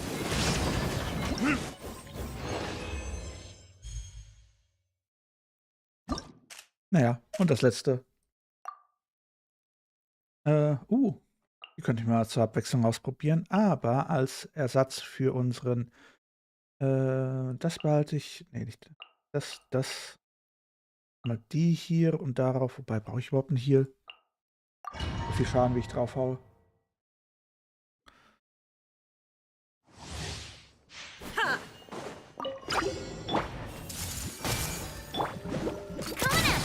Coming at ya. A proper send-off. From the Stina with love. Committed to memory.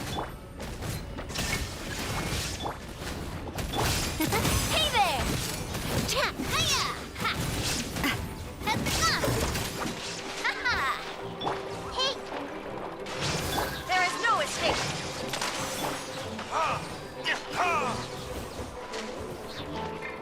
Attack! That's the way. Watch out. Burn!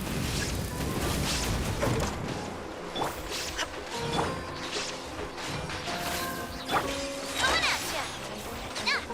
Attack!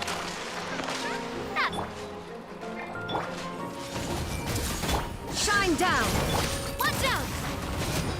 This one's got your name on it. I see everything. A proper send-off from the sea. Verdict is... Coming at ya. Der Kreis explodiert hier. Attack!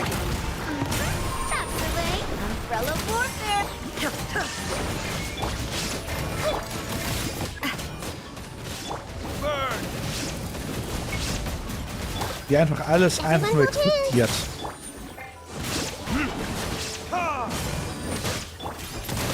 Coming at ya! Attack! There is no escape.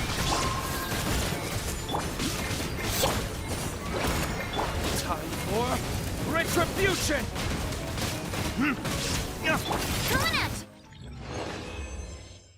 Wie einfach alles explodiert ist. Okay, ich will Navier. Eindeutig. Ich will eindeutig Navier. Was sagt ihr?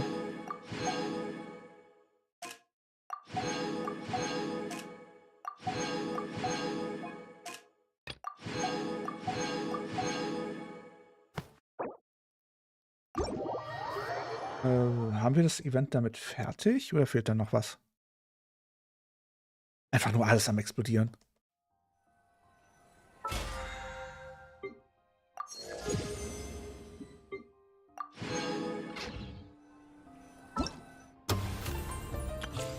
Die Story fehlt uns noch.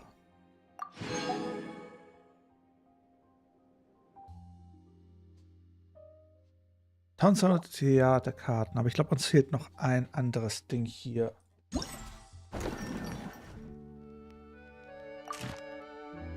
Da fehlt uns die Hälfte. Das fehlt uns noch, glaube ich, oder?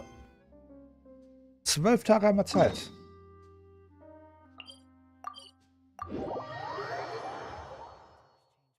Bam, bam, bam, bam.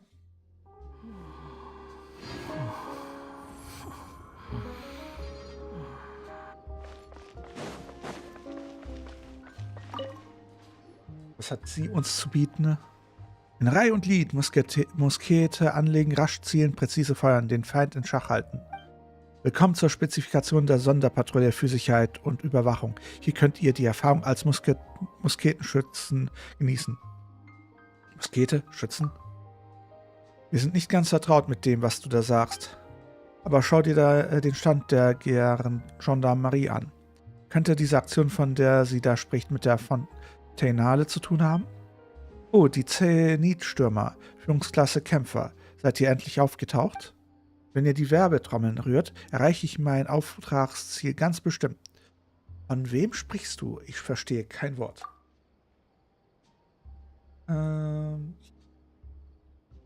Dieses Kämpferdings. Soll das eine seltsame Zeichnung für Caspian und Paimon sein?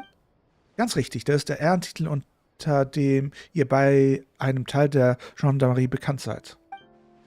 Eigentlich habe ich euch schon einmal getroffen, aber ordinäre Schützen wie ich hinterlässt bei euch natürlich keinen bleibenden Eindruck. Das ist ja auch nicht verwunderlich. Oh. Aber wenn das alles unsere erste Begegnung zählt, macht das auch nichts. Ich bin Turena, neues Mitglied der Sonderpatrouille für Sicherheit und Überwachung und verantwortlich für die verschiedensten Nebentätigkeiten in der Patrouille.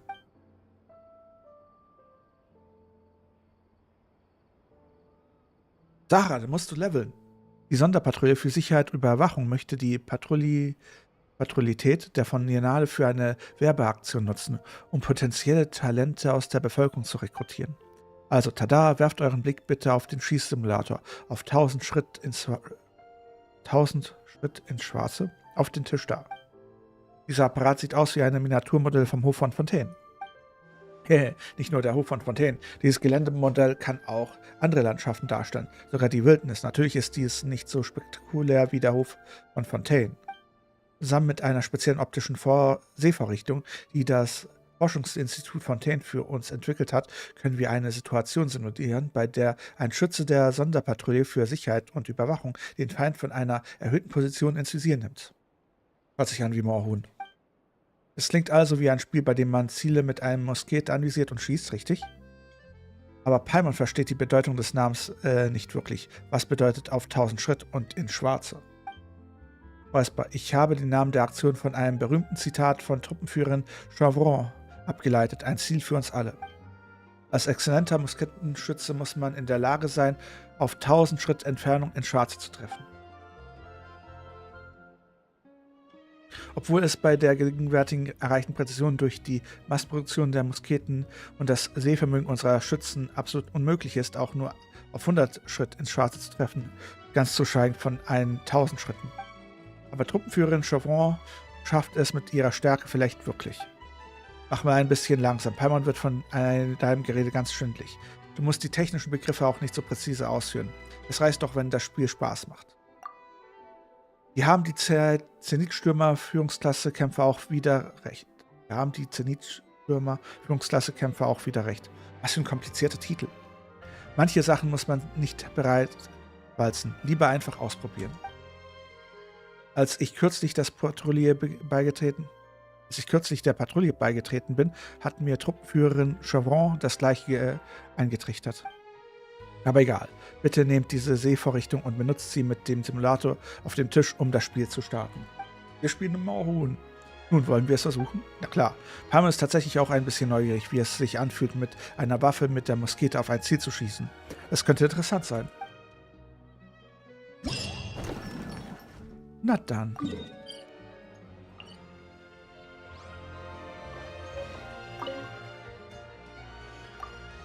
Kein Problem, bei dem Spiel wird keine Munition verwendet und die Ziele müssen auch nicht gewartet werden. Du kannst auch ein paar tausend Runden auf einmal spielen und 10.000 Ziele erledigen. Aha. Bin ich jetzt mal gespannt. Besiege alle Gegner mit einer begrenzten Menge an Munition. Wiener der Rosula. Nein, sie wurden von Helurchen überrannt. Auf 10.000 Schritt zur Harze verwendet eine spezielle optische Linse, bla bla bla. Okay.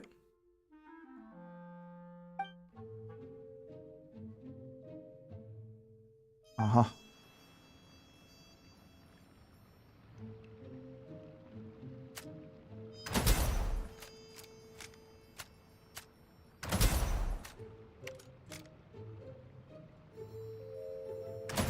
Hab dich.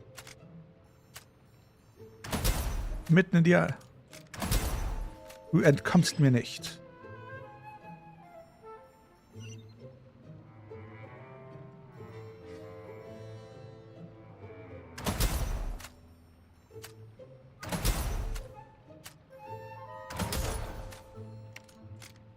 Haut er einfach ab, der Sack.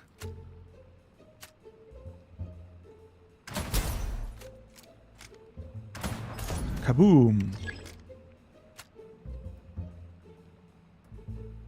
Wo sollen welche sein? Ach, da hinten. Kaboom. Hat jemand überlebt?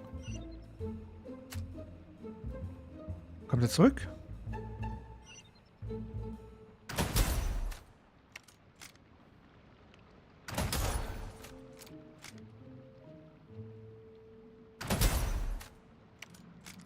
Guten Morgen. Wow, wie habe ich den weggehauen?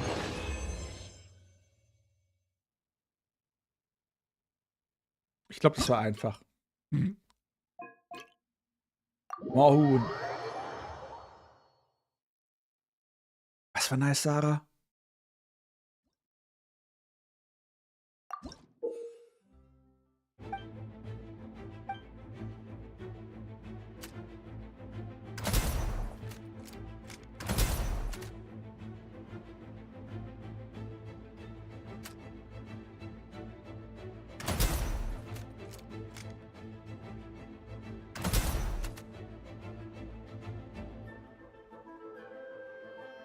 Ja, ist ganz lustig. Aber ist halt Moorhuhn.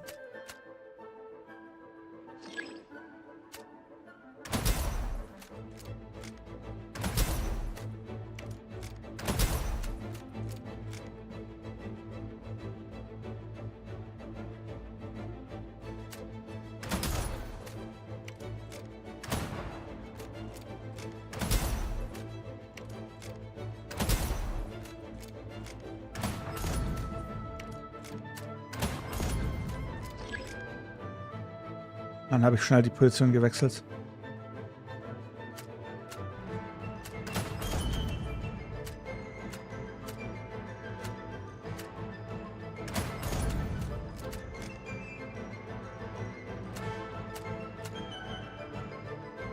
War das alles?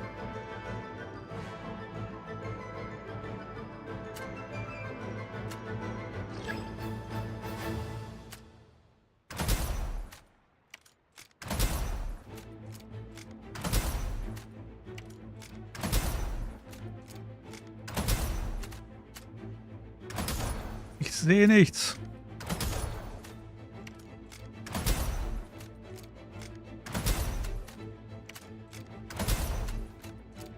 Verliere HP.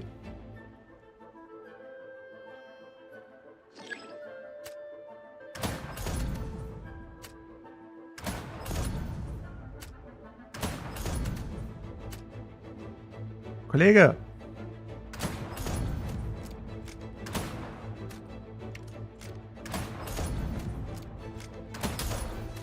Aus dem Weg, du nervst.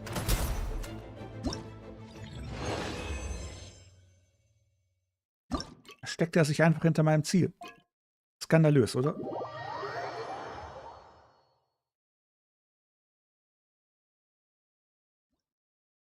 Skandalös.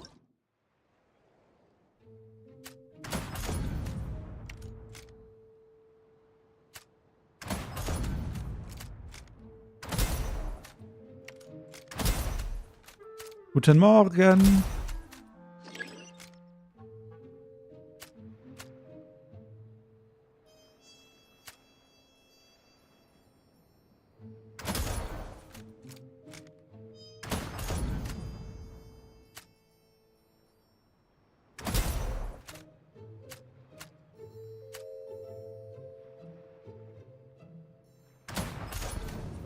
Kaboom.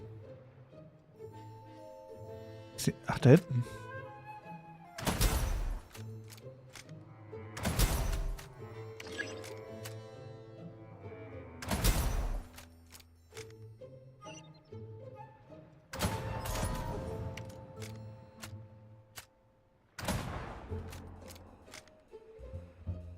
Weckt er sich einfach so. Kann ich die Dinge abschießen?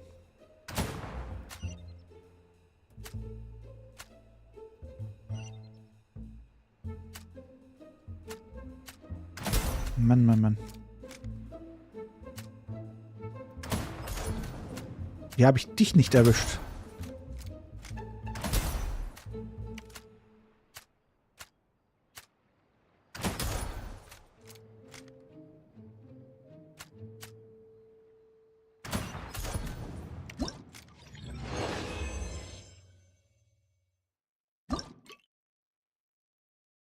Und jetzt das letzte. Können wir mit der Quest weitermachen. Haben wir jede Menge Primos.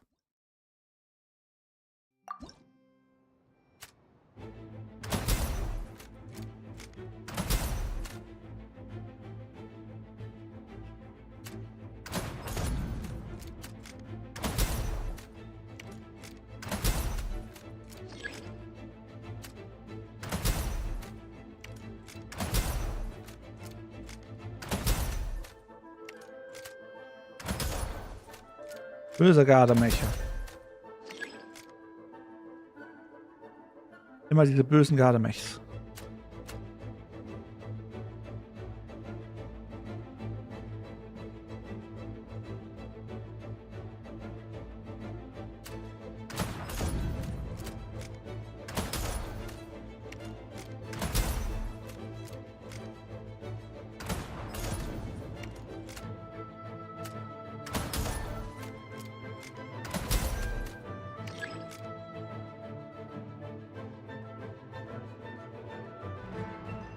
Kann ich nicht beides haben, Sarah?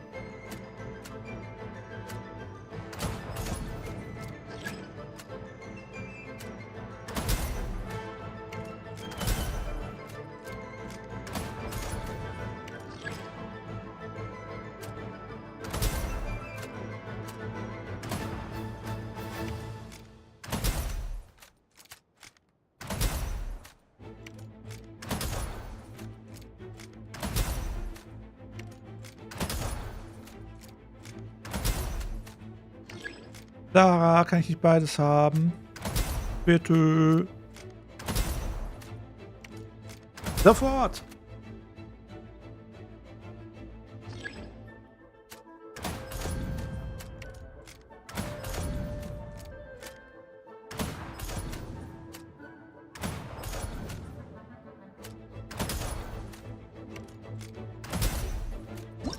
Ich habe sofort gesagt.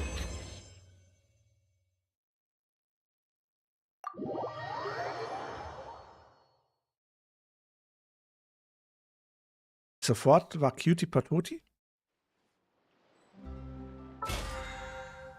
Das ist eine interessante Definition von.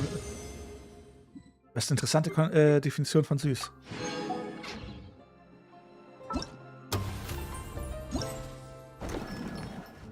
Ja, so oder so. Wir sind durch.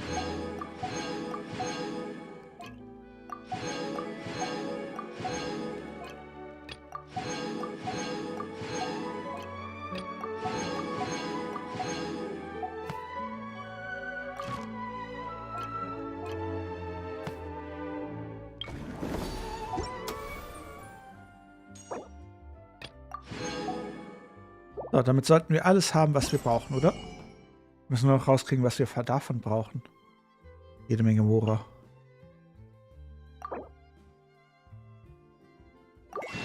$300.000 Mora. Nehme ich.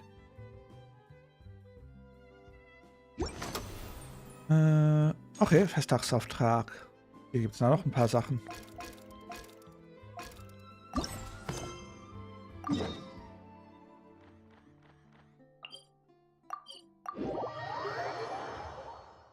Easy going.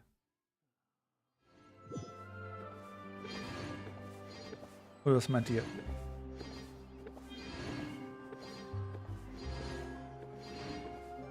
Immer mehr, her damit. So, wie sieht's aus?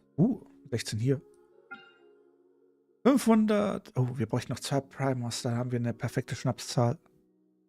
Story.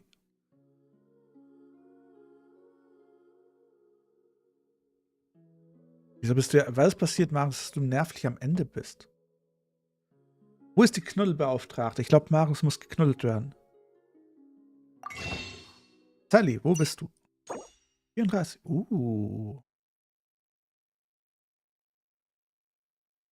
Das heißt, wenn sie das Event abschließt, könnten wir einen C-Stream machen und uns einen Navier holen. Hast du gehört, sie? Alles hängt von dir ab.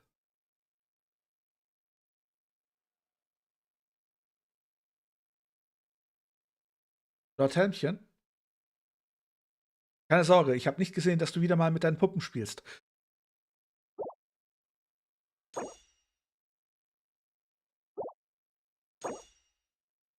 Oder sollte Sally das übernehmen?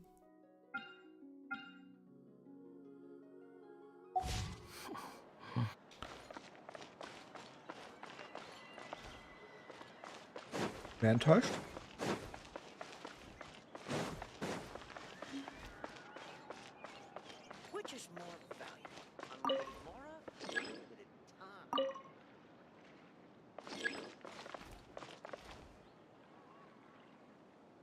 Das weiß ich auch. Ich will seinen Namen. Das ist sein Name. Meinst du den, der Shield? Hat der Typ, der Shield, dir gerade so ein bisschen in die Suppe gesalzen?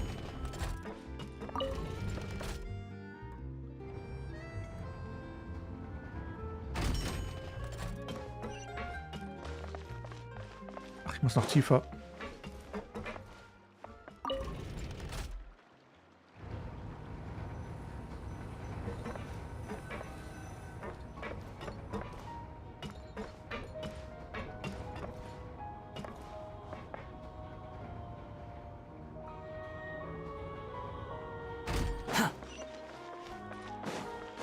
Following me. Ja, muss ich jetzt doch hoch. Spiel, kannst du dich mal entscheiden, wo soll ich hin?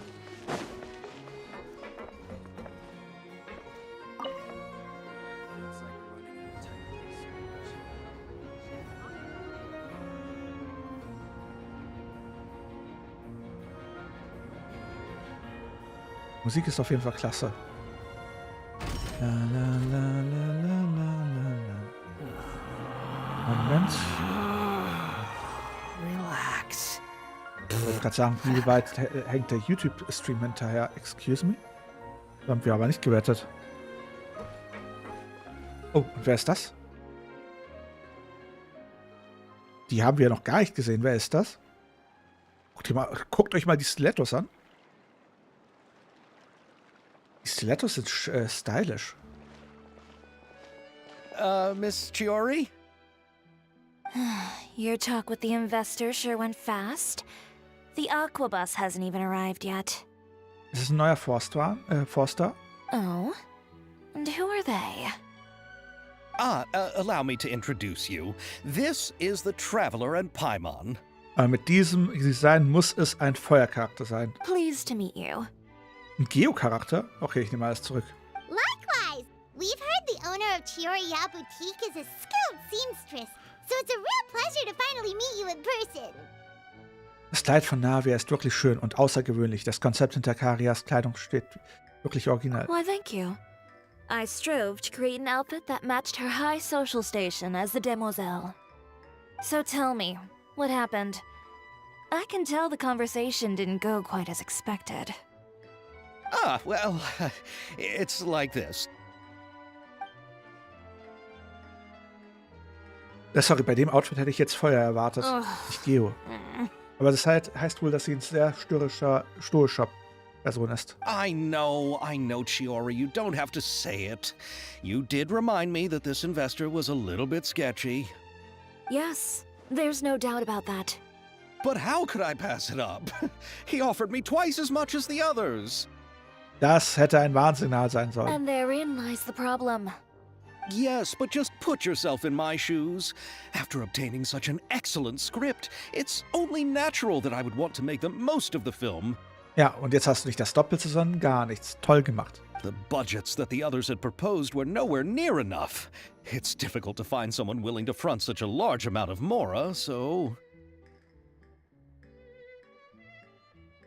Ja, sie sieht auch sehr pyromäßig aus. Don't be sad, Xavier. We might be able to help scrounge up some more together for you.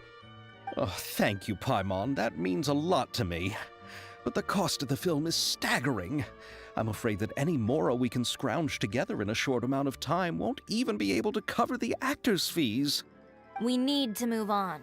What's happened has already happened, and there's no changing it. But now's not the time to give up. What? You're saying that you have a plan? No, that's not what I mean. I'm simply saying I wouldn't give up just yet. The actors I recommended aren't just after Mora after all. Sondern?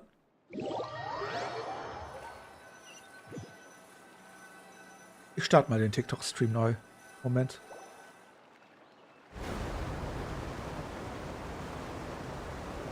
Oh, wen haben wir denn da? Really? Then where do you live? We Malazines live in Marcy Village. The only way to enter is from underwater. Oh, you must be pretty tired after work every day, right? I mean, you have to swim all that way just to go home. Ah ja, so ist mitgekommen. We are so thoughtful. But some Malazines choose to live in the court of Fontaine because it's so much more convenient. Was meint ihr, ob wir jemals zur Heimatstadt der Melusinen kommen können? This is our stop. Oh, we've arrived, but I haven't even finished chatting with Aval yet. I also enjoyed Aval's introductions to Fontaine along the way. Everything you described was so clear and detailed that we can't help but want to hear more. Thank you so much. I'm usually working here on this Aquabus, so I hope I'll have the chance to see you again. There are still many more places I'd like to introduce to you. Wo ist deren Hauptstadt? Das Melusinendorf? Oder ist es eine Questreihe, die man abschließen muss, bis man dahin kommt?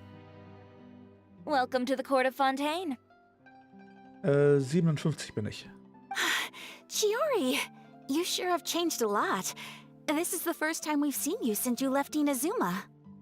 I haven't realized it's been so long.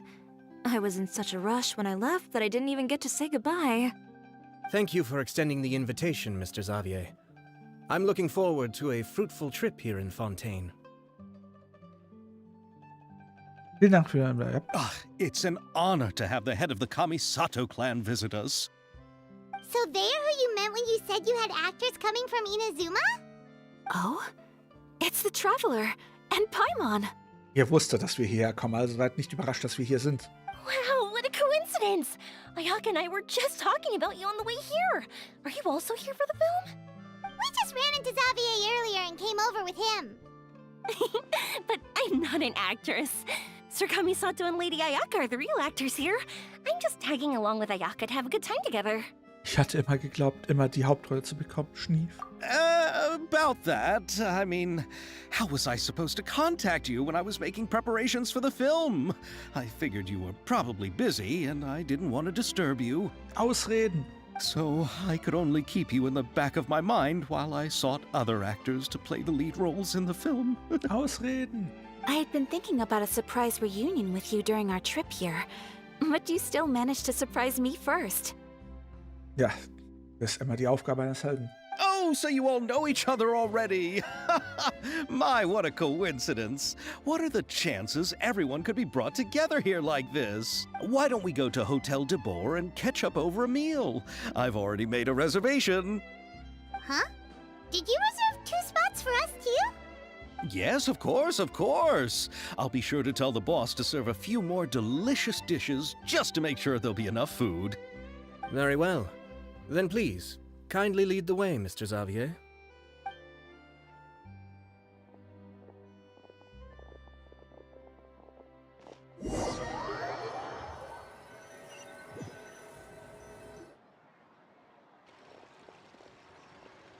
Wow, the buildings in Fontaine are so tall. Just look at how big they are. And there's the fountain that Aval mentioned earlier. It really is a magnificent sight. And look at that huge spinning sphere. Where does it get its power? Wait a sec! Could it be one of those clockwork mecha we've heard so much about?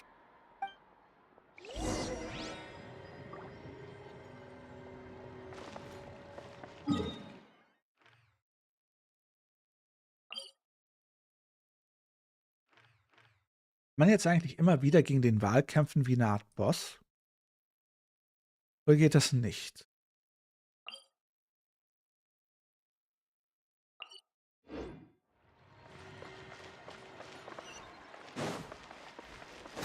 Ja, Too kann man. slow. Quit following me.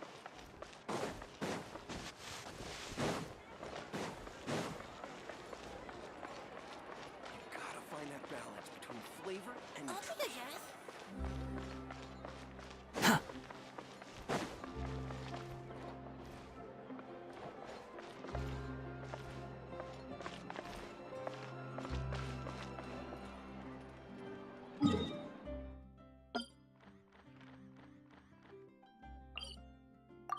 Wieso einfach, wenn es kompliziert geht? Too slow.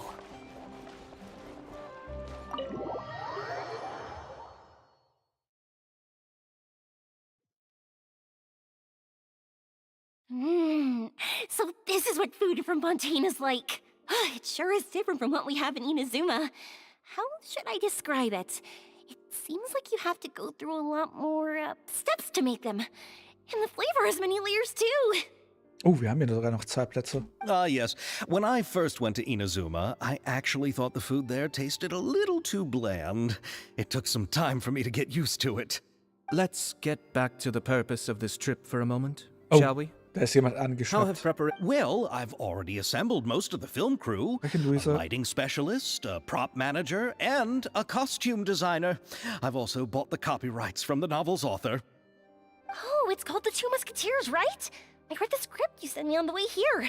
The story is pretty good. Originally, I was planning to start filming as soon as Sir Kamisato and Lady Ayaka arrived in Fontaine, but I'm afraid I've run into a bit of a problem. Backe, Magnus ist schlecht gelaunt. Magnus ist ja richtig schlecht gelaunt. Oh? What is it? It has to do with the film's investor, Mr. Morris. He suddenly informed me this morning that he's encountered some financial trouble and will be unable to release to me the amount of funding agreed upon.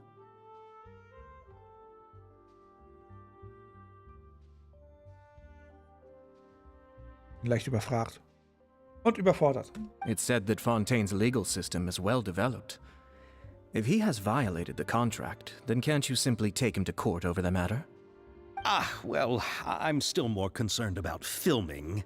Even if I were to take him to court, I'm afraid it would take months before the case could even be heard. Irgendwie witzig. Du regst dich drüber auf, dass du alleine über die Feiertage sitzt, in deinem Kristallturm. Ich feiere, dass ich alleine in meinem Kristallturm sitze. Ich hatte ja die Wahl, quasi mit Familie zu feiern und habe mir den Trubel jetzt nicht angetan.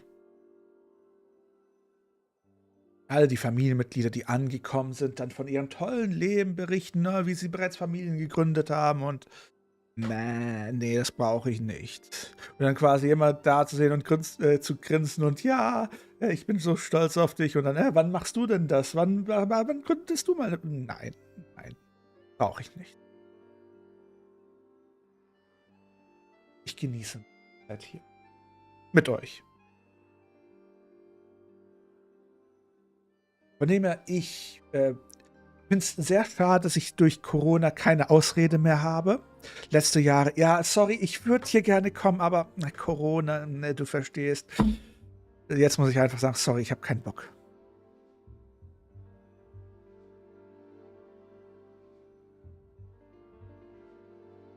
Aha, also hast du ein ähnliches Problem, Magnus? Then, is there a way we could raise funds ourselves to solve the problem? I've considered that option too, but unfortunately, it's difficult to gather such a large amount of mora on such short notice. Besides, we have to consider the film festival submission deadline. Oh je, Only. Fühl dich geknuddelt. Wie schlimm ist es? Bist du nur ein bisschen isoliert oder hast du auch schlimm Husten und Fieber und so ein Zeug? Fühl dich geknuddelt. Hilfe, meine Nase juckt. Mr. Xavier, if Ayaka and I were willing to perform for free, would that resolve the problem you are currently facing? What? No, out of the question. To have you come all this way just to act for free? Oh, no, that won't do. There's no need to worry, Mr. Xavier. My brother and I had actually intended to work for free after receiving your invitation. Inazuma has only recently reopened its borders, and needs to strengthen its relations and cultural ties with other nations. We didn't have many collaboration projects with Fontaine in the past, so we hoped this trip would serve as a good start for the future. Ja, vor allem in der Verwandtschaft ist jetzt sehr viel Kinderzuwachs dazugekommen. Yay. Indeed. You could say that's the real reason why the Yashiro Commission agreed to come to Fontaine. I understand, but having you two act for free just doesn't seem right. Not at all. While we're officially here to conduct a cultural survey of sorts, we must express our sincerity if we want to establish formal cultural ties with your nation. Oh Mann, wie gesagt, der Only, fühl dich geknuddelt. Gute Besserung, da kommst du durch. This film will serve as proof of friendly cooperation and cultural exchange between Inazuma and Fontaine. It's my hope that the film can be finished and released as smoothly as possible. If you still don't feel comfortable with this arrangement, I would also be more than happy to be introduced to some other renowned individuals in Fontaine's literary and artistic circles. All right. I'll do as you say. Thank you so much. I'll make sure to cobble together enough mora now, even if it means selling my house, my camera, and every single family heirloom.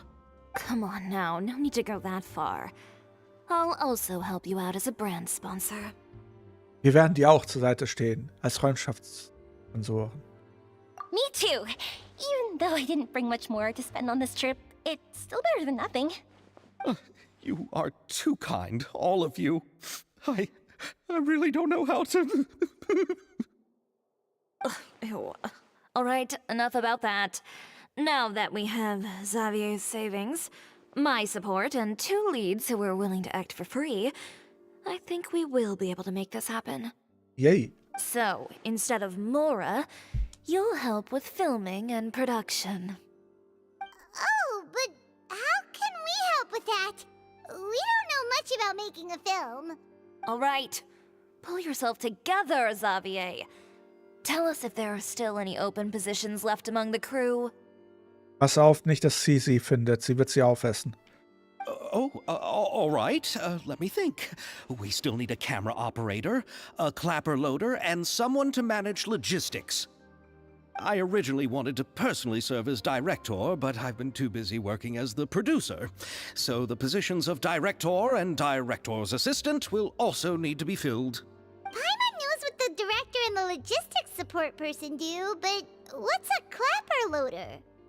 The clapper loader is responsible for using the clapper board to record and organize the information of each shot when the camera operator begins shooting. The work requires both patience and careful attention to detail. Man könnte meinen, zwischen der Zeit von Corona sind sehr viel aufeinander gehockt und haben andere Aktivitäten durchgeführt, dass jetzt quasi sehr die Geburtenrate hochgeht. Hust, hust, hust. Details. A clapperboard? Oh, you mean the thing they hold that goes clap whenever they start filming? Yes, that's right. Are you interested in that job? For sure! Paimon's always wanted to try that. All right, then you'll be our clapper loader. I can find someone from the store to help with logistics. Oh, fine by me. As for our camera operator, I was thinking of letting the Traveler take the role. Oh, he's great when it comes to using a camera. Paimon can't even count how many things we've taken photos of during our journey. Yes, that's also what I was thinking. I noticed the Traveler had an eye for photography and composition when we worked together previously. Das geht noch besser. I'm sure that's due to the traveler's journey across Vat and all the danke, places Conny. they've seen. After so many adventures, using a camera must be second nature by now. What do you say, Traveler? Are you interested in the job? Hauptsache, ich kann behilflich sein. Licht, Kamera, Action. Thank you. It really means a lot to me. Come on, friend. Let me give you a big warm hug. Wir sollten uns lieber erst an die Arbeit machen. So, all that's left for us to find is a director and an Hallöchen, assistant. Melanie. Oh, me! I want to be the director's assistant. All we need to do is help the director, right? I can handle that. All right, then all we need is a director. Nice. Oh, all the well-known directors in Fontaine are probably also busy working on their own films these days. I'm not sure who will have time to help. Oh, Farina helped out a theater troupe recently by serving as an artistic consultant. She could be a good director, right? Besides, it's not like she has anything else to do right now. Die Ärmste hat Rente. Ach, Urina hat gerade Zeit. Die kann gerade alles übernehmen. Farina? Do you really think Lady Farina would be willing to help us with our humble project? Ist ja nicht so, dass du den halben Ayato-Clan hier vor dir hast. Isn't that the name of Fontaine's Hydro Archon? My brother has already informed me about what happened here in Fontaine. Yep, that's her. She helped out a theater troupe not too long ago, and now she's taking up work as a director. Well, Oh, I saw that musical. Her performance was perfect, and the storyboards were also excellent. Don't let her form or identity intimidate you. She's the best candidate we can think of right now. You'll never know until you give her a shot. Ich glaube, sie ist generell die allerbeste auf der Welt, wenn es um solche Sachen geht. Vergesst nicht, sie hat 500 Jahre lang das größte Theaterstück der Welt gespielt. 500 Jahre. fine. You're right, Shiori. I'll do anything for the sake of my film. Anything! Warte mal, hat sie parallel mit Naidas Geburt angefangen? Then I'll have to ask the Traveler and Paimon to show me the way to Lady Farina's residence. I just hope she'll agree to help. Im Schneegebiet? Ach, der gute alte Drachengrat? Do you need us to also come along? No, there's no need to trouble you with this. Besides, you've just arrived in Fontaine, and I'm sure there are many places you would like to visit. Marius, eines solltest du doch mittlerweile mitbekommen haben. Sie ist alles. Egal wie es aussieht, schmeckt oder riecht. Just leave this task to me. It's part of my duties as the producer. Very well. Then we'll be waiting to hear the good news. Außerdem bin ich um die 10 Meter groß in meiner Drachenform und sie hat, und speie Feuer und sie hat auch schon des Öfteren versucht, mich anzuknabbern. I'll go with you. By the way, you might want to consider bringing a gift. Also ich war zu groß. Aber ob 4 Meter, sie kriegst eine 4 Meter große feuerspeiende Katze mit Rabenflügeln hin? And don't worry, we won't simply drop you off at Farina's place. We know Farina pretty well by now, so having some familiar faces there should help your chances. Besides, the whole thing was our idea in the first place. Ja, safe. Sorry, dann, Magnus, du kannst dich schon mal von deiner Katze verabschieden. All right, then I'll start making preparations. As for the gift... A gift for someone who was once seen as the Hydra-Oricon. I wonder what she would like. I recall that Lady Farina once fancied a clockwork ring, so perhaps I should get another exquisite clockwork contraption for her. Huh? Can't we just bring some desserts, like the Fontinalia mousse? But wouldn't that be a little too cheap? She does like desserts, though. Dann viel Erfolg bei den blutroten Achiten. Isn't the Fontinalia festival happening right now? I heard Abel tell us on the Aquabus that Farina introduced the tradition of going door to door and asking for sweets. To do something like that, she must have a real sweet tooth. I agree with Yoimiya.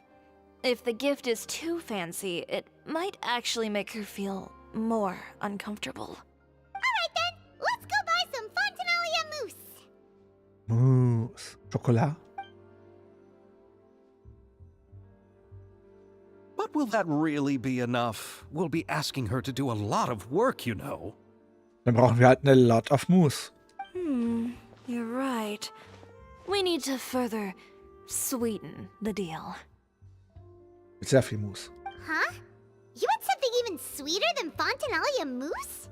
Yes, we'll need a gift that's sweeter than any dessert in the world. But what could that be? Your words of praise. Hörchen, Dalia, fühl dich geknuddelt.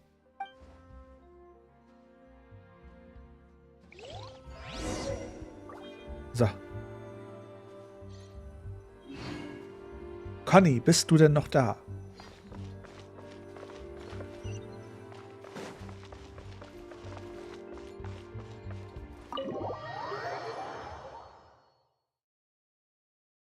Wieso bist du mit deinen mobilen Daten drin? Wobei, noch ein paar Tage, dann sind sie eh wieder aufgefüllt. Mann, Mann, Mann, Mann, Mann.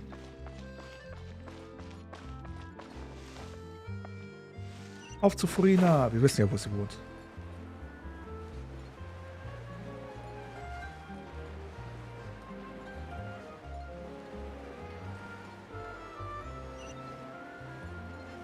Außerdem kannst du ja die Qualität runterstellen.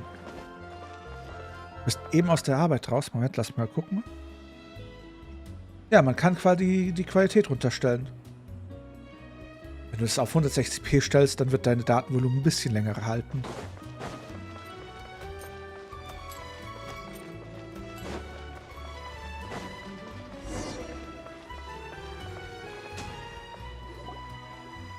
We're here! This is where Farina lives. Okay, I'll go knock on the door. Ali? Ali oder Ari? Ari, danke. Merci.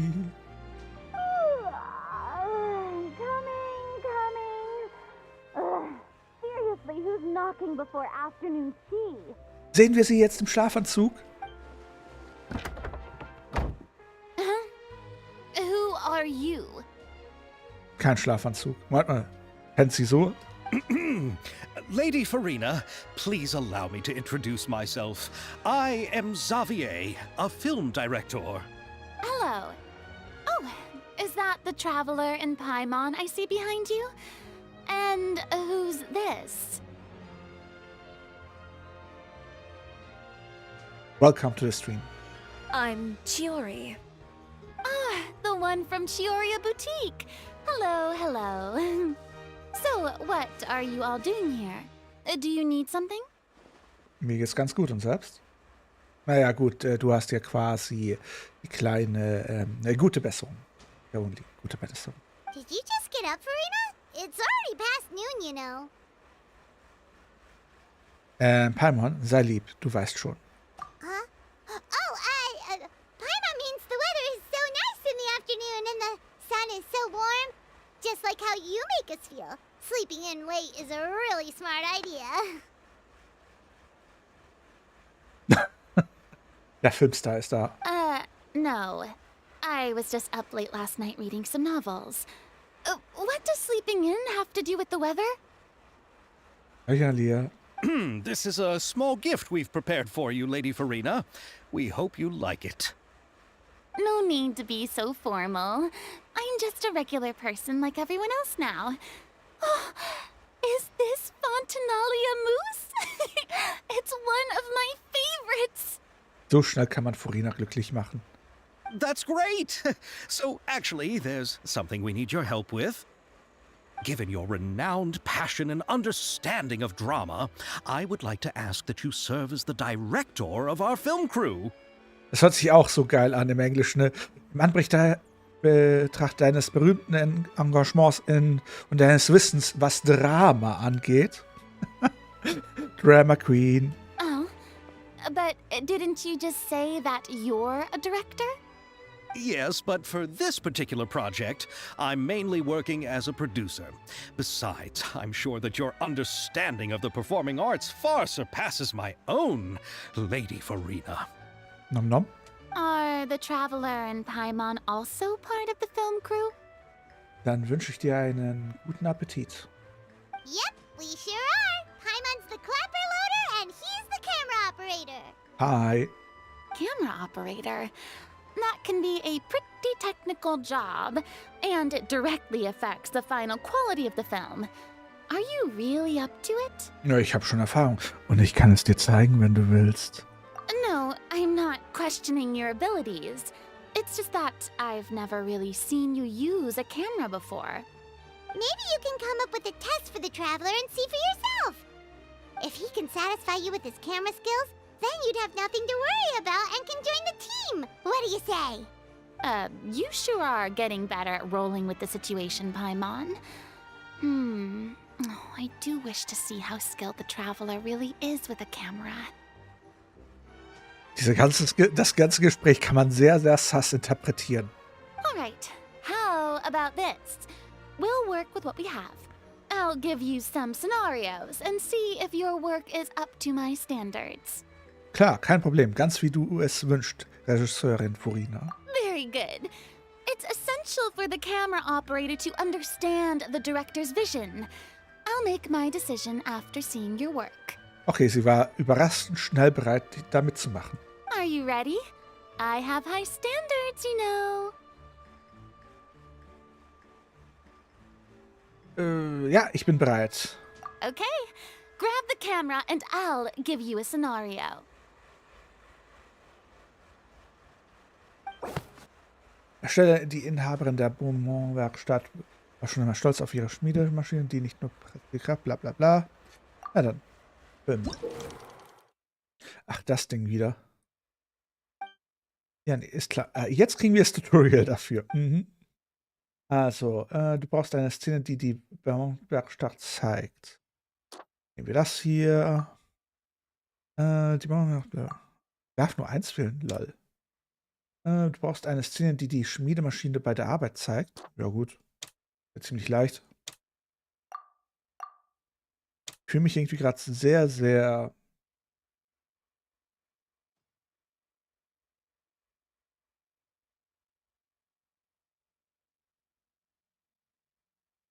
Wer sind denn nicht Furina? Hallo?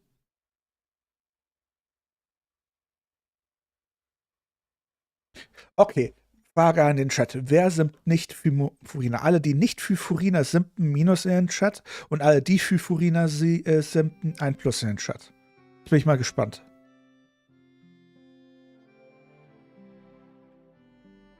Aha, da haben wir es. Schon mal 2 Plusse.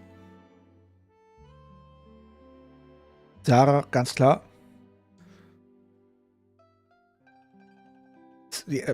Just Gaming Cat Plus, Sehen Plus. Aber hier gibt es niemanden, der nicht für sie simmt. Furina ist Best Girl in Genshin. Milena. Nö. Milena sagt, Furina ist mir zu flach. Höchstwahrscheinlich. Ja gut, Furina ist flach wie ein Brett. Sie hat halt kleine Argumente. Gut. Kamera. Dies ist der Regisseur. Du brauchst eine Szene, die es...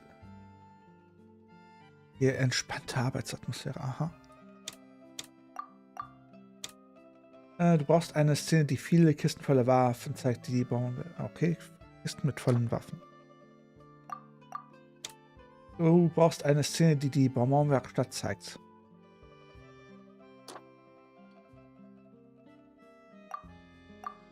Filmen.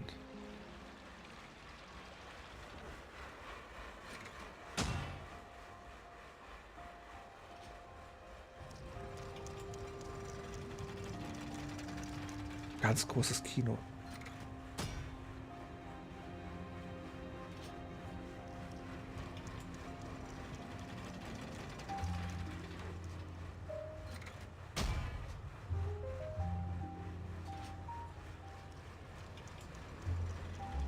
Immer diese Werbefilme. Oh, it appears that you have more skill than I thought. All the shots had a great composition, and I could really feel a connection to the characters and their lines. Also, wie lautet dein Urteil? Yeah! Does that mean you agree to be our director, Furina? Did you think I would agree just like that? After our performance of the Little Oceanid, I've begun to make a name for myself again, you know. Oh. In fact, I've already had several troops approach me for the Fontanalia Film Festival. Unfortunately, the scripts were all pretty boring and didn't pique my interest. Aber wir haben internationale Gäste. If others were to find out I agreed to work with you so easily, then, well... Hey, but didn't we have a deal? What else do we need to do to convince you, Furina? Well... Willkommen zurück, What Hamut. about the pay? Sie will bezahlt werden. Huh? You know, how much you're willing to pay me to be the director? The pay is also an important factor for me to consider, you know. Well, I can offer you this much? What? That's all? If Nervilat were to hear of this, he could charge you with underpaying your labor. I'm sorry, but our crew is in a tight financial spot at the moment. I see. Well, even though it's highly unlikely now that I'll join your crew, there's still something I'd like to ask. Exactly what film are you planning to make? Oh, our script is an adaptation of The Two Musketeers. Huh? Wait, you mean the suspense thriller novel that was a #1 bestseller? Oh, so Furina's read it too. Vermutlich hat sie den letzte Nacht verschlungen. Of course I read it. I've always had a keen interest in artistic works that strike a chord with the populace. I see. It all makes sense now. You must have used most of the budget to pay for the copyright. Not really. The novel's author transferred the copyright to me practically for free once he heard that I wanted to make a film adaptation of the story. The lack of budget is due to another issue. He probably just wants to get his name out there. So, Mora isn't the most important thing to him right now. It reminds me of a delivery courier who wears one of my designs while traveling all across Teyvat. I didn't charge her much for the outfit either. The exposure she provides for my brand is well worth it. Was? Sie hat die kleine Katze eingekleidet? So, are you a big fan of this story, Furina? Well, it's alright. The pacing of the story is good, but the character relationships could use some work. When I was reading it before, I always felt like some things were left on a rather unsatisfactory note. I have high standards, you know. Ist doch gut. Alles in Ordnung. Also, schön, dass du für eine Sache brennst, auch wenn es weibliche Genshin-Charaktere sind. Na dann. Ahem, Mr. Xavier, if, hypothetically speaking, I agree to be the director, how much freedom would I have in terms of script revisions and creative interpretation? Oh, as much freedom as you would need. I wouldn't dare doubt the tastes of Fontaine's greatest star. Großer Fehler. Good. Then I'm free to alter the script as I see fit. Absolutely, no problem. Wir zählen auf dich, Regisseurin Furina. Hier ist deine Gelegenheit, einen Film zu drehen, wie er dir gefällt. All right. It seems that your crew really can't go on without my care and direction. So, you agree? Yes, I agree. Although the pay is well below what someone of my caliber deserves, a great script calls for a great director. I mustn't let a perfectly good story be ruined due to lack of funds. If you have fine cheese and bread, you wouldn't just let it sit on the counter and get moldy just because you lack an oven, right? Danke, Furina. Rein technisch gesehen, Furina ist nur ein Teenager, oder? Die ist ja die ganze Zeit nicht wirklich gealtert. Es entwickelt sich ja noch was, wenn sie älter wird. Ja. Danke, Furina. Oh, Hydro Archon above! I'm not dreaming, am I? Somebody pinch me. There's no more Hydro Archon, you know. And it's still a little early to celebrate. There's a lot that goes into shooting a film.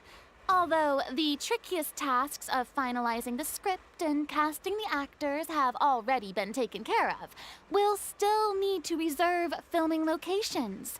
Not to say set up lighting and props. Sie ist auch so legal. Sie ist über 500 Jahre alt. And by the way, since we'll be filming The Two Musketeers, we'll need to find an action choreographer. Ideally, a professional who has actual experience with muskets. Yes, I've thought about this as well. I was hoping that you might know someone who could handle the job. Oh, stimmt, Sarah. Für dich ist sie da nicht legal, sie. Sorry. Me? If this was before, I could have simply asked Florand. But it's already been some time since I last talked to her. Navia can also use firearms, but unfortunately, her style is quite different from that of the characters in the story. Could we ask the Special Security and Surveillance Patrol? Oh, you mean the Special Patrol's musketeers? Yes, that's right. They work with muskets every day. I can't think of anyone more qualified than them. They would be under Nervilette's jurisdiction. Unfortunately, I don't have any connection with them at all. So, in the end, we still have to start by talking to Nervilette. No need to go to all that trouble. I know their Captain Chevres. Chevres. Oh, you do? Wait, Chiori, how do you know the captain of the Special Patrol's Musketeers? Lass dich beraten, du hast auch ihre Uniform designt? No particular reason. Running a business means dealing with some trouble from time to time, and she's helped me out on a few occasions. Dann guten Appetit, aber Armut. In return, I've helped her handle a few situations in which the Special Patrol couldn't get involved directly. So, we've gotten to know each other over time. So you're saying there's been times when the Special Patrol needed a fashion designer to handle a situation? It'd be best to keep it that way. Anyway, enough about that. What do you all think about asking the captain to be our musket action choreographer? She sounds professional enough. She is a captain after all. I have no objections. Objection. But I imagine the Special Security and Surveillance Patrol must be busy with their duties. Do you think she'd really have time to help with shooting a film? And then there's the issue of pay. Ja, die wird 100% dabei sein, so wie die Gendarmerie bereits jetzt quasi einen Stand hat, um die Leute davon zu überzeugen, bei ihr einzutreten. Das wird für die voll der Werbefilm. Da kannst du dich voll beruhigt zeigen. Well, it just so happens that she's also not the kind of person that's just after Mora. Okay, da only, danke, dass du As dabei for warst. whether she Bye, bye. has time, I'll have to go and ask her first. Daimon, danke für die 35 Flammherzen. Then I'll leave that to you. Macaroni's on sale today, so I've got to go. You can just tell me how things went when we discuss tomorrow's plan later. Furina ist ein Schnäppchenfuchs. Die Macaroni sind im Angebot. No problem. Die ist gleich viel sympathischer geworden. Sie war schon sympathisch, aber jetzt noch viel sympathischer. Having Farina join feels like a big boost to our team. Of course. Just wait until the day of our premiere. You'll witness the true power of my name in these lands. You'll be so glad I agreed to help. I can guarantee that even the standing tickets will be sold out. I'll be sure to ask some people I know to see if they'd be willing to act as extras. Seems like you're finally getting more comfortable with your own reputation now. I didn't ask for the Clapperloaders commentary, Paimon. Ich bin schon gespannt auf die Premiere unseres Films. Then let's get going. I happen to know where Chevrolet is today. By the way, I'm curious. If my pay is so low, then what about our 2 lead actors? Didn't they travel here all the way from Inazuma? Actually, they told us that they see the trip as part of a cultural exchange, so they didn't ask for any pay. What? So is every person in Teyvat who doesn't want money gathered here to shoot this film? Don't tell me Chiori isn't being paid either. Sogar ganz im Gegenteil, sie sponsert den Film noch. I already knew Xavier from before, and he's also agreed to give my brand some good exposure. It seems the gods have really smiled upon you, Xavier. And that certainly doesn't include me, mind you. Okay, wenn die schon so rufen wir noch gerade bei Rex Lapis an und bei Barbossa, die holen wir auch noch dazu. Dann haben wir noch den Animo Archon und den Geo Archon hier. Ey, wieso nicht raiden, wenn wir schon Leute aus Inazuma haben? Da könnten wir einen großen Archon-Special machen. Ich glaube, unser kleiner Producer würde umfallen.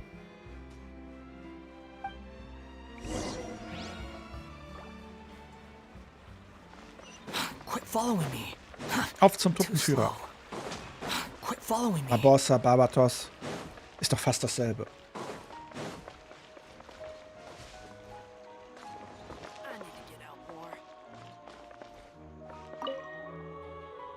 Miau, miau.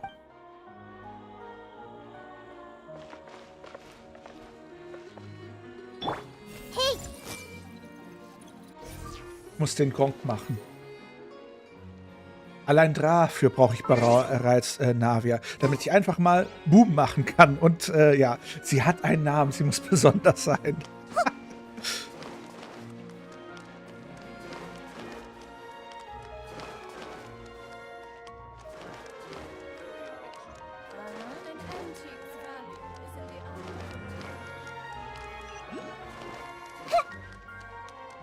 Behold!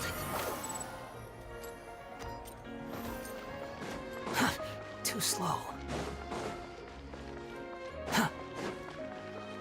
The wind rises. Too slow. Quit following me. Too slow.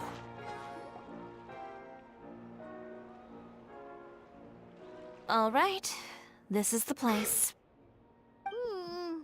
But where's the captain? There's hardly anyone around here. She's over there. Warte The mal, one with an eye patch reading in front of the newsstand. ich habe vor 2 Stunden angefangen zu spielen und die steht hier immer noch herum. Oh, her! Paimon could tell there was something different about her. She seems kinda intimidating. Please wait here for a moment. I'll go fetch her. She's working now, so you might not want to get in her way. Working? But isn't she just standing there and reading a novel? Just trust me. Oh, alright, let's see what happens then. Chiori sure is a mysterious person. She claims just to be a fashion designer, but she knows all these powerful people. The court of Fontaine isn't particularly tolerant of visitors from overseas, so it isn't easy for a foreigner to promote their brand here. Even more so in the competitive world of fashion. Even a local like me just trying to make a film has to face all kinds of challenges. So I can only imagine what Chiori has been through to get where she is today. I'm sure that having more connections has definitely worked in her favor. Reading on the job? Detective novel. One main character? No. Multiple. Branching storylines. I see. How's the plot coming along? One of the main characters is about to make a choice that will affect the rest of his life. I'd wager he's going to make the wrong choice. Ooh. Any way to speed things up? There's something I need your help with. Mhm. You know that doesn't depend on me. It all comes down to what the character chooses. Which is exactly why I'm here to help.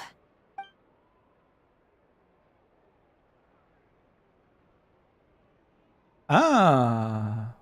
Die redet von den beiden. All right.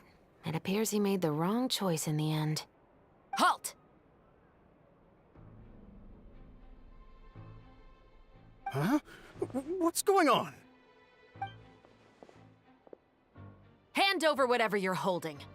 Oh, it's just a book. I didn't buy anything else. Ja, ja. Then I'm sure you wouldn't mind letting me have a look. Excuse me, officer. I don't mind you standing around here, not purchasing anything, but I'd prefer if you didn't disturb my customers. It's bad for business, you know? Was meinst du mit Sarah, mit Step on Me Chance? Don't give me that act. You won't be able to get off so easily either. I am Chevraz, captain of Fontaine's Special Security and Surveillance Patrol. I will say this one last time. Hand over whatever you're holding at once.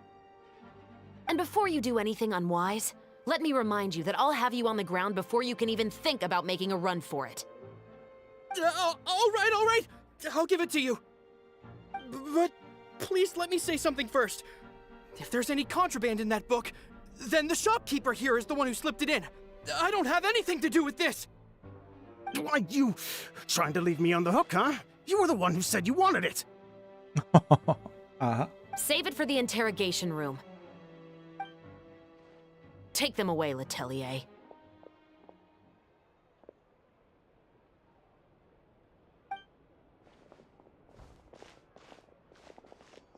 What's going on here?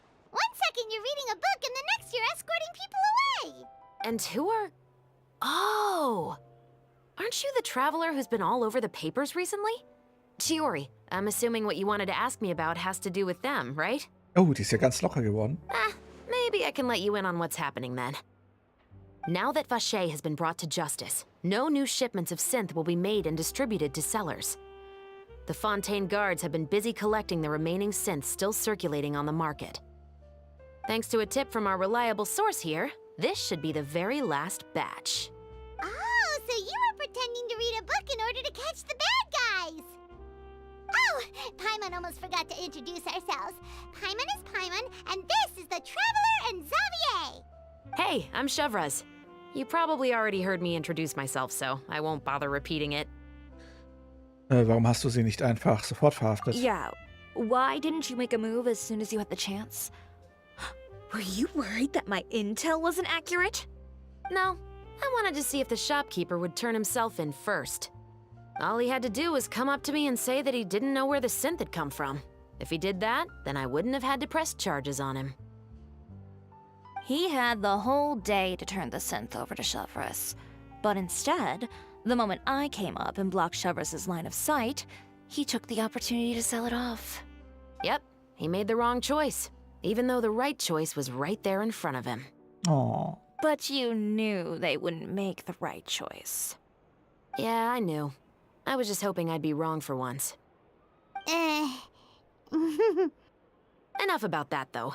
What did you want to ask me about? Oh, you see, it's like this.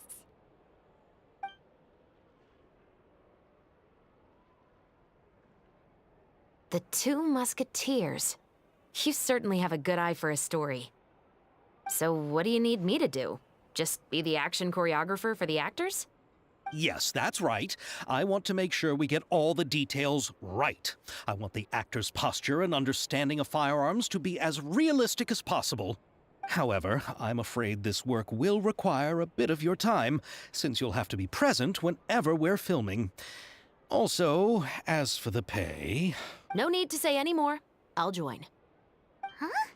Just like that? Really?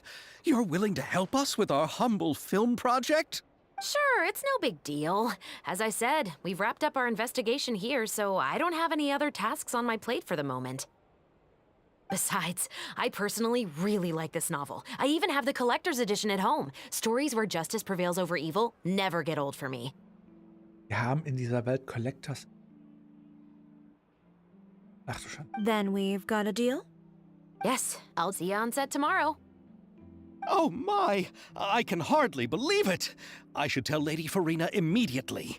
Oh, and I must tell the prop manager and lighting technician to get everything ready. We start filming tomorrow! Calm down, Xavier. The film is going to take more than just a day to finish. Still, I should also head back now and start preparing the actors' costumes and makeup. Alright, guess that's it for today then. Traveler, Paimon, please stay for a moment. I have something to tell you. Then I'll take Xavier back. Poor thing. He's so excited that he can't even walk straight anymore. I don't want to spend our first day fishing our producer out of the fountain. Wir sehen uns morgen. Ich glaube, Xavier wird sich schon beherrschen können. He'd better.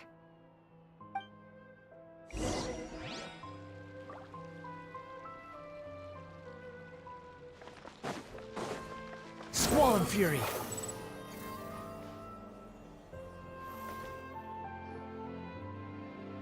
So what did you want to tell us, Chevres? Have you read The Two Musketeers? Ich weiß etwas darüber. Ich habe es noch nicht gelesen. The story is about a pair of children born into the household of a baron and their struggle to survive together and take revenge for their mother. They were raised at the baron's estate, where their mother worked as a maid. The two were illegitimate children that the baron had with the maid, so they were never treated well by anyone. One day, upon returning home, they found their mother had been murdered and left dead on the floor. It was quite evident that the culprits were the other members of the baron's household, who never had any kind words to say to them. However, the baron was able to exert his influence and keep the whole thing under wraps.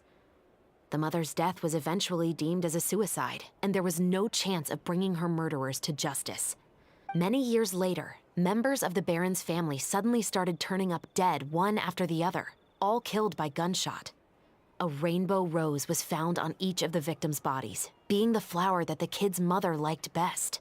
The baron believed that the mother's soul had come to take vengeance on him, so he lived in fear each day. But it was actually those two siblings who had fled all those years ago. They relied on each other to survive and trained day and night, eventually becoming adept musketeers. They used all of their abilities to collect evidence and clues before executing their plan and exacting revenge on the baron. Their actions let the truth behind their mother's death be known to all. That's quite an exhilarating story. Jetzt hast du es gespoilert. Jetzt können wir es ja gar nicht mehr selber lesen. Yep, the baron got what he deserved for his evil deeds, and justice was able to prevail. Aber haben die It noch was nicht, just the kind of story I enjoy. aber haben wir nicht zwei Zwillinge, die jede Menge Rachemorde durchgeführt haben? Oh, so is that why you were so willing to join our crew, Chevres? You could say it was one of the reasons. Oh, you mean there were other reasons too? I've read the reports about you. Whether it was at the trials or when you lent your hand to resolve our nation's crisis, you've shown that you've got a strong sense of justice, as well as a great mind for deductions. Warte, du willst damit sagen, dass es gibt einen Fall, bei dem du unsere Hilfe benötigst? Yes, you're as sharp as I expected. It seems you've experienced many similar situations before. There's been a recent murder case involving muskets. The perpetrator's methods appear to be very similar to what is described in the novel. Huh. Really? But Paimon didn't see anything about that in today's papers. The Marechaussee Phantom hasn't yet released any information to the public because the investigation is currently at a standstill. The murderer is extremely cautious. Ich finde auch die Details irgendwie ganz witzig hier mit den Ohrschützern. A murder involving firearms? But not that many people use those in Fontaine, right? Soll das jemand aus deiner Truppe sein? Impossible. We perform a routine inspection of our firearms and ammo reserves every day. If one of the weapons had been fired, it would stick out like a sore thumb. Besides, however... Well, that's all I can disclose about the case today. Huh? What do you mean? I hope you all can go back and get some shut-eye. You can decide tomorrow whether or not you'd like to join the investigation with me. I'm aware this might not be the ideal time to add more to your plate, but the more capable people we have, the better the chances that justice will prevail. Kann dir nicht jemand von der Sonderpatrouille bei den Ermittlungen helfen? Carrying out investigations isn't actually supposed to be our responsibility. Our job is to apprehend the perpetrators. Finding them is really up to the Marechaussee Phantom. You could say I'm taking part in the investigation out of personal interest. I don't want people to see muskets in a negative way, and also, I'm concerned about the similarity between the crimes and the story. You mean they might be connected somehow? I suspect so. Just to make myself clear, this is not an order, nor is it a deal of any kind. It's a request, nothing more. Oh. If you two have any interest in the case after we finish filming tomorrow and are willing to assist me, then I would be most grateful. What do you think, Traveler? Es war ein langer Tag. Lass uns morgen darüber nachdenken. Yeah, you're right. Paimon's getting a little tired too. We've really been hustling all day. You'd better head back and get some rest. It's good to keep a calm mind, especially when you're about to make an important decision. Otherwise, when the moment comes, you might end up like that shopkeeper and not even realize that the right choice is right there in front of you.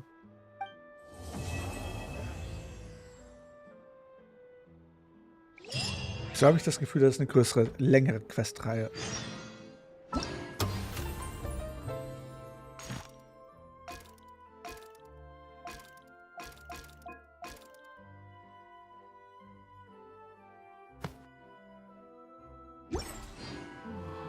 Wuff. Aber auch interessant. 34, 35, 40. Oh. 40. Und wie viel haben wir? Das große 4.3 Event. I see. Da haben wir Mona. Na, ziehen wir noch zweimal für. Wissen wir wenigstens, dass wir hier bei 20 sind. Einfach mal durch. Da habe ich wenigstens eine runde Zahl. War ja eh klar, dass wir nichts bekommen. War ja eh klar, dass wir nichts bekommen. Und wir haben eh keine neuen Charaktere. Die ganzen Charaktere haben wir eh schon. Naja, egal.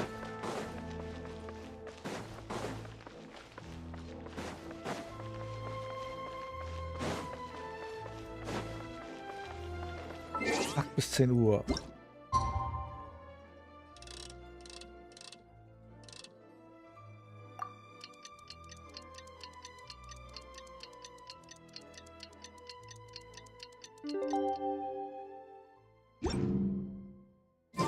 It's finally time to meet up with everyone.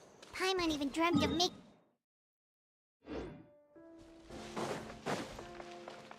If Paimon remembers right, we're meeting at Hotel de Boer. Let's get going. Ja, nee, ist klar, Sarah. Ist klar.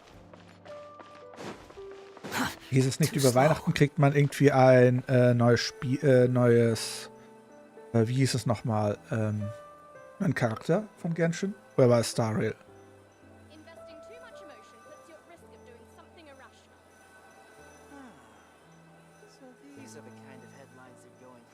There's no such thing as pure freedom in this world. Even the wind cannot blow on forever. I could make a fortune from this.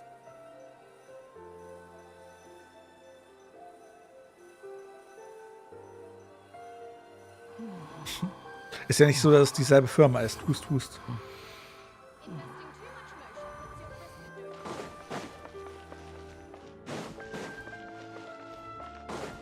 Quit following me.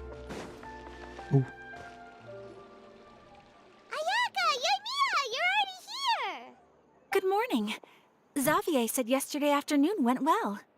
Yeah, and how about you, Ayaka? What were you up to yesterday? After we split up, Ayato went to see Udex Nervillette at the Palais Marmonia. I was originally thinking of going with him, but he said he could manage it himself. He told me to go see the sights around Fontaine and to enjoy the local culture. So I rode the aqua bus with Yoimiya and visited the opera house on Erinias Island. Yeah, you wouldn't believe what we saw there! 2 mechanical puppets that were dancing together! You've already seen them, right? Copleys Begräbnis und Copleys Bestrafung. Yeah, those two! Amazing, aren't they? We sat and watched for quite a while. It was mesmerizing. Like we could keep watching them forever. Oh, it was the same for us the first time we saw them, too. Afterwards, we went swimming at the beach. Well, diving, to be exact. It was the first time I ever breathed underwater. Was? Können unter Wasser atmen? I held Ayaka's hand and we counted down together. 3, 2, 1, and then splash! We were beneath the waves. Okay. In Fontaine können scheinbar alle unter Wasser atmen. Wieso hat dann... Moment mal. Das ergibt doch keinen Sinn. Wieso hat der Emu dann einen Tauch... At first, I didn't dare to open my mouth. But once I couldn't hold my breath any longer, I decided to take a big breath in. Turns out the water wasn't as salty as I imagined. It didn't really taste like anything at all. Was halt seltsam ist, weil wieso braucht dann unser kleiner Emo eine Tauchglocke? Before I knew it, I was breathing like normal down there. It was an amazing feeling. Ayaka said I was too nervous and needed to loosen my grip. She got used to everything way faster than I did. I knew that the Traveler could do it, so I had no doubt we could do it too. That helped me feel at ease as soon as we dove in. Oh. The underwater world in Fontaine truly is beautiful. I love seeing the Romaritime flowers blossoming underwater, like little candles lighting up the streets at night. Yeah, and there were so many creatures that we've never seen in Inazuma. Like those fish that shimmer like a sword blade. Whoosh! Oh, and those big fish that call when they see people. Okay, wer shippt die beiden miteinander? Oh, you mean Hunter's Rays and Blubber Beasts. I just love the name Blubber Beast. Just wait till Pops and the others hear about this. They probably won't believe a word I say. Na. Feuer und Eis vertragen sich nicht.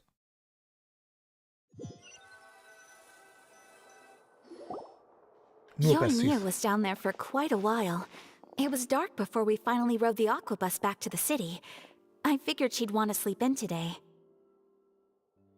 Yeah, even I was worried that I wouldn't be able to get up. I still felt like I was drifting in the waves when I went to sleep last night.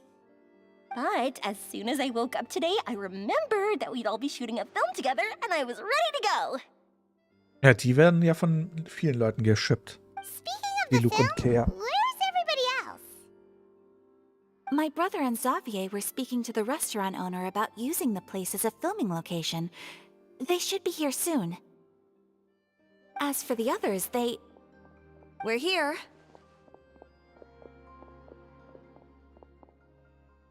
Please excuse my tardiness. I just finished the Special Patrol's 6-mile morning jog. Wait, 6 miles? I'm so tired. I heard you all chatting, so I decided to come down. I sure could use some of that endless energy everyone else has. Good morning, everyone. Morning.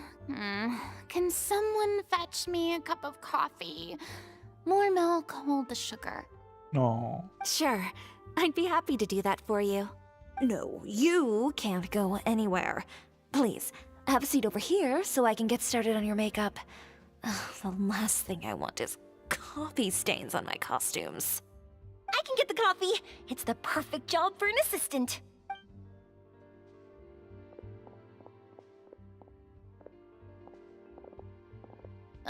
So much energy. Seriously, what's her secret? Oh, Yoimiya's always like that. But you sure look exhausted, Farina. It's because you're not used to waking up so early, huh?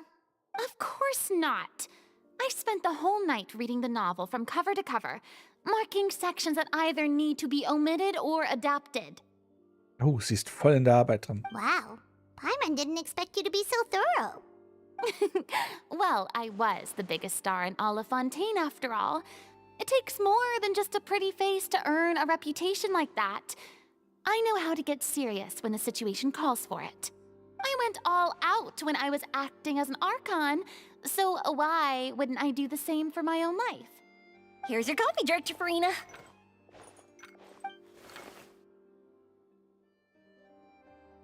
Oh, thank you. The sound of being called director and the aroma of coffee feels almost as refreshing as hearing the birds chirping in the morning. Ah, it seems everyone has managed to arrive on time. We've reached an agreement with the restaurant owner. We are free to use the second floor to shoot our film. Really? That's great! He is really looking forward to our film and hopes that providing his restaurant as a filming location will attract more customers. Well then, Mr. Xavier, I'll leave the rest to you. Okay, thanks. First, I'd like to introduce our new members. This is our prop manager, Veronique. She'll be in charge of all the film's props and items. And this is Bonneau, our lighting technician. He'll be in charge of lighting and illumination to set up each scene's atmosphere. Jetzt muss ich an die Minions denken. Illumination! Wow. Sure feels like we have some real professionals joining the crew now. First of all, please allow me to first express my sincerest gratitude to everyone in the crew. When my investor informed me yesterday that he wouldn't be able to provide the funds, I really thought that this was the nail in the coffin for this film. I had no idea that I'd find so many people willing to help me on such short notice. Thank you. Thank you all from the bottom of my heart. No need to be so cordial, Mr. Xavier. We're all honored to be a part of this. Your works made a profound impression on me when I saw them back in Inazuma. I am sure that someday, this film will be remembered as a prime example of cultural exchange between Fontaine and Inazuma. Yes, the story is the reason I agreed to join. I can't bear to even imagine what this film would look like without the very best director. Oh. Anyway, I would like to make a promise to everyone that as the producer of this film, I'll do whatever I can to ensure that everything goes as smoothly as possible. Hallöchen Marie, mein Tag war ganz entspannt. Und deiner? This is not just my film. It also embodies the thoughts and feelings of every person here, as well as the endless effort we are about to pour into it. So, without further ado, the Two Musketeers will officially begin filming now! You may take it from here, Director Farina. All right, listen up, everyone. The first scene takes place when the two young musketeers are living at the Baron's home, still unaware of all that is about to happen to them. We'll need props and lighting to set the scene. Our lead actors can go get their makeup done, and extras, please take this time to go over your positions. Werden unsere Inazuma-Leute die Musketiers sein? Na, immerhin sind sie ja bereits Geschwister. Whoa. Seems Farina's really kicking things into gear as the director. Is everyone clear? I don't want anyone traipsing around the set like umbrella finches. All right, cameras will start rolling as soon as the set is ready. Let's make a film that'll make some serious waves in Fontaine. Not the kind of waves that drown people. I mean the good kind of waves. Zu früh, Farina, zu früh. Seems like she's still a bit traumatized by that. Anyway, let's go see if there's anything we can do to help. Akt 2, Funktion Realität.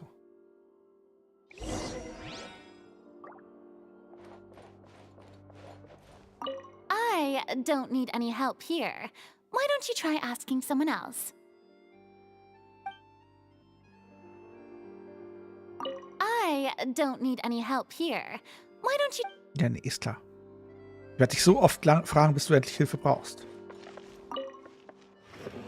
How about here? A little more to the left. You got it. Hey, Yoimiya, do you need a hand? No, I'm fine. You know, doing the lighting is kind of like designing a fireworks show. It's interesting to imagine what kind of atmosphere the lights will create. I heard that the Traveler will be operating the camera and Paimon will be the clapper loader, right? Those roles are just perfect for the two of you. Really? Is that because it'll be easy for Paimon to hold the clapperboard while flying? Nee, weil Paimon dann quasi es schafft, die Klappe zu halten, während sie filmt. Well, sure, there's that, but that's not exactly what I meant. I just think that after all your journeys together, you two must have developed a super close bond and just naturally know how to work with each other. If I'm not mistaken, the director will want the cameras rolling as soon as the clapperboard goes clack. Genau genommen läuft die Kamera schon vor der Klappe. Oh, I see. It's amazing to see the magic behind filmmaking. Yoimiya, we need lights over there too. Oh, on it! I've got to get back to work. Chat with you later. Oh, it's exciting to see so many people working together to bring the film to life. Seems like Yoimiya's really getting into it. But she was right. We do have a super close bond, don't we? Selbstverständlich. Paimon's really happy to hear that.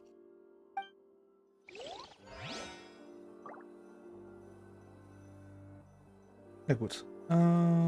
Lasst mich mal kurz eine kleine Pause machen.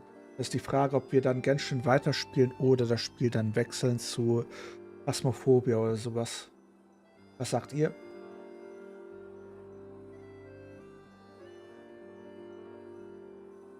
Na, so oder so. Ich sollte erstmal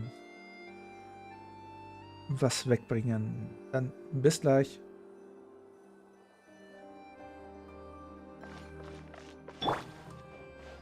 Stellen wir mal Naida vor Furina.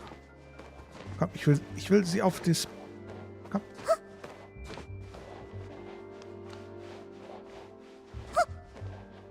Ich will aufs Bett. Perfekt.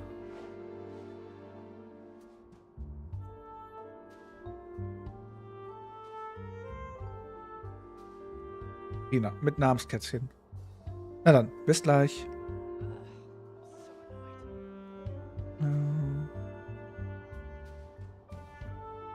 War das falsche? Und bin gleich zurück.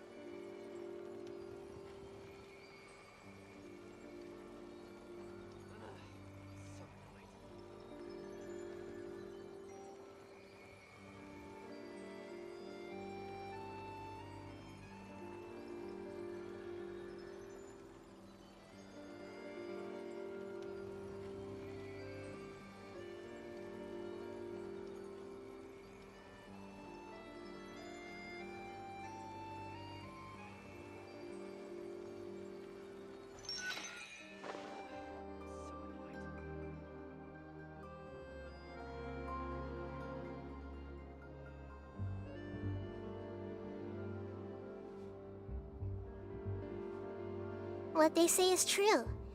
You have to see the world for yourself to appreciate how beautiful it is.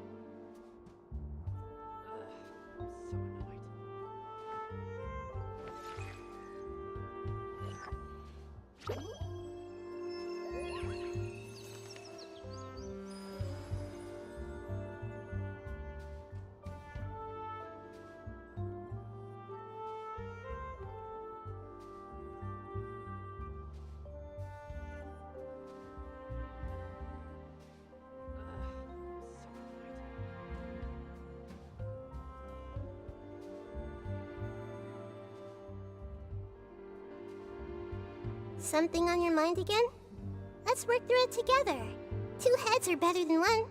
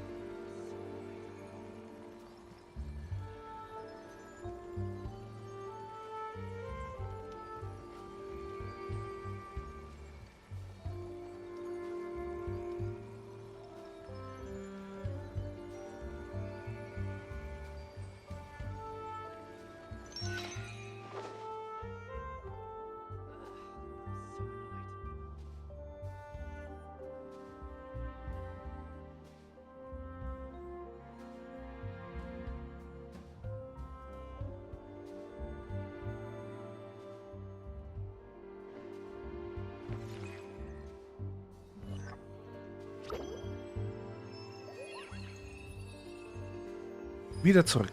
Hi.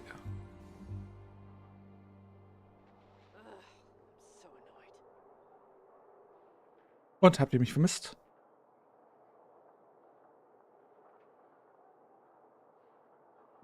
Hallöchen Clarito, Hallöchen Libra. Nee, habt ihr mich nicht What they vermisst? say is true. Skandalös. You have to see the world for yourself to Wie fand appreciate ihr how nur? beautiful it is. Na gut, wechseln wir mal zu Phasmophobia, würde ich sagen. Wechseln wir zu Phasmophobia. Was haltet ihr von der Idee? Das heißt, ich muss nur einen anderen Stream vorbereiten.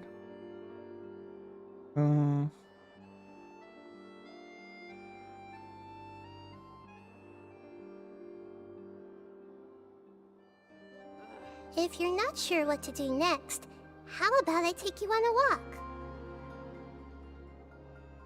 So, öffentlich.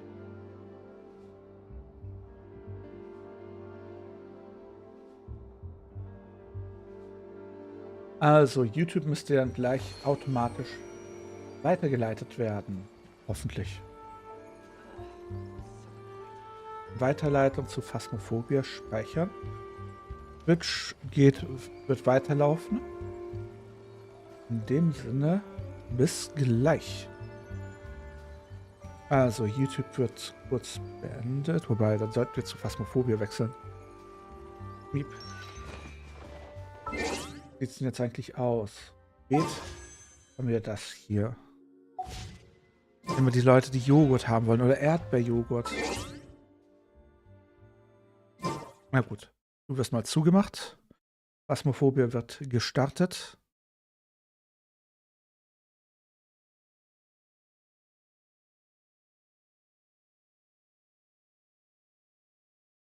Hm?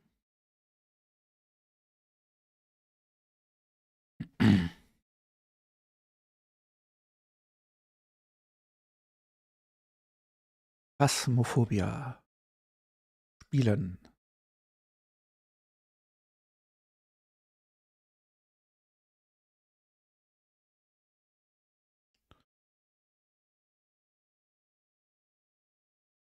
Sollte doch so jetzt ganz gut hinkommen, oder? Sieht doch gut aus.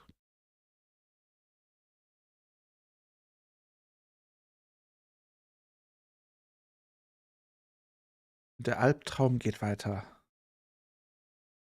Level 100 oder Level 1. Welcome back. There's some jobs ready for you. Phasmophobia. Speichern. Perfekt. Als nächstes noch in TikTok umändern zu Phasmophobia. Weil wir könnten auch einfach nur den Stream neu starten.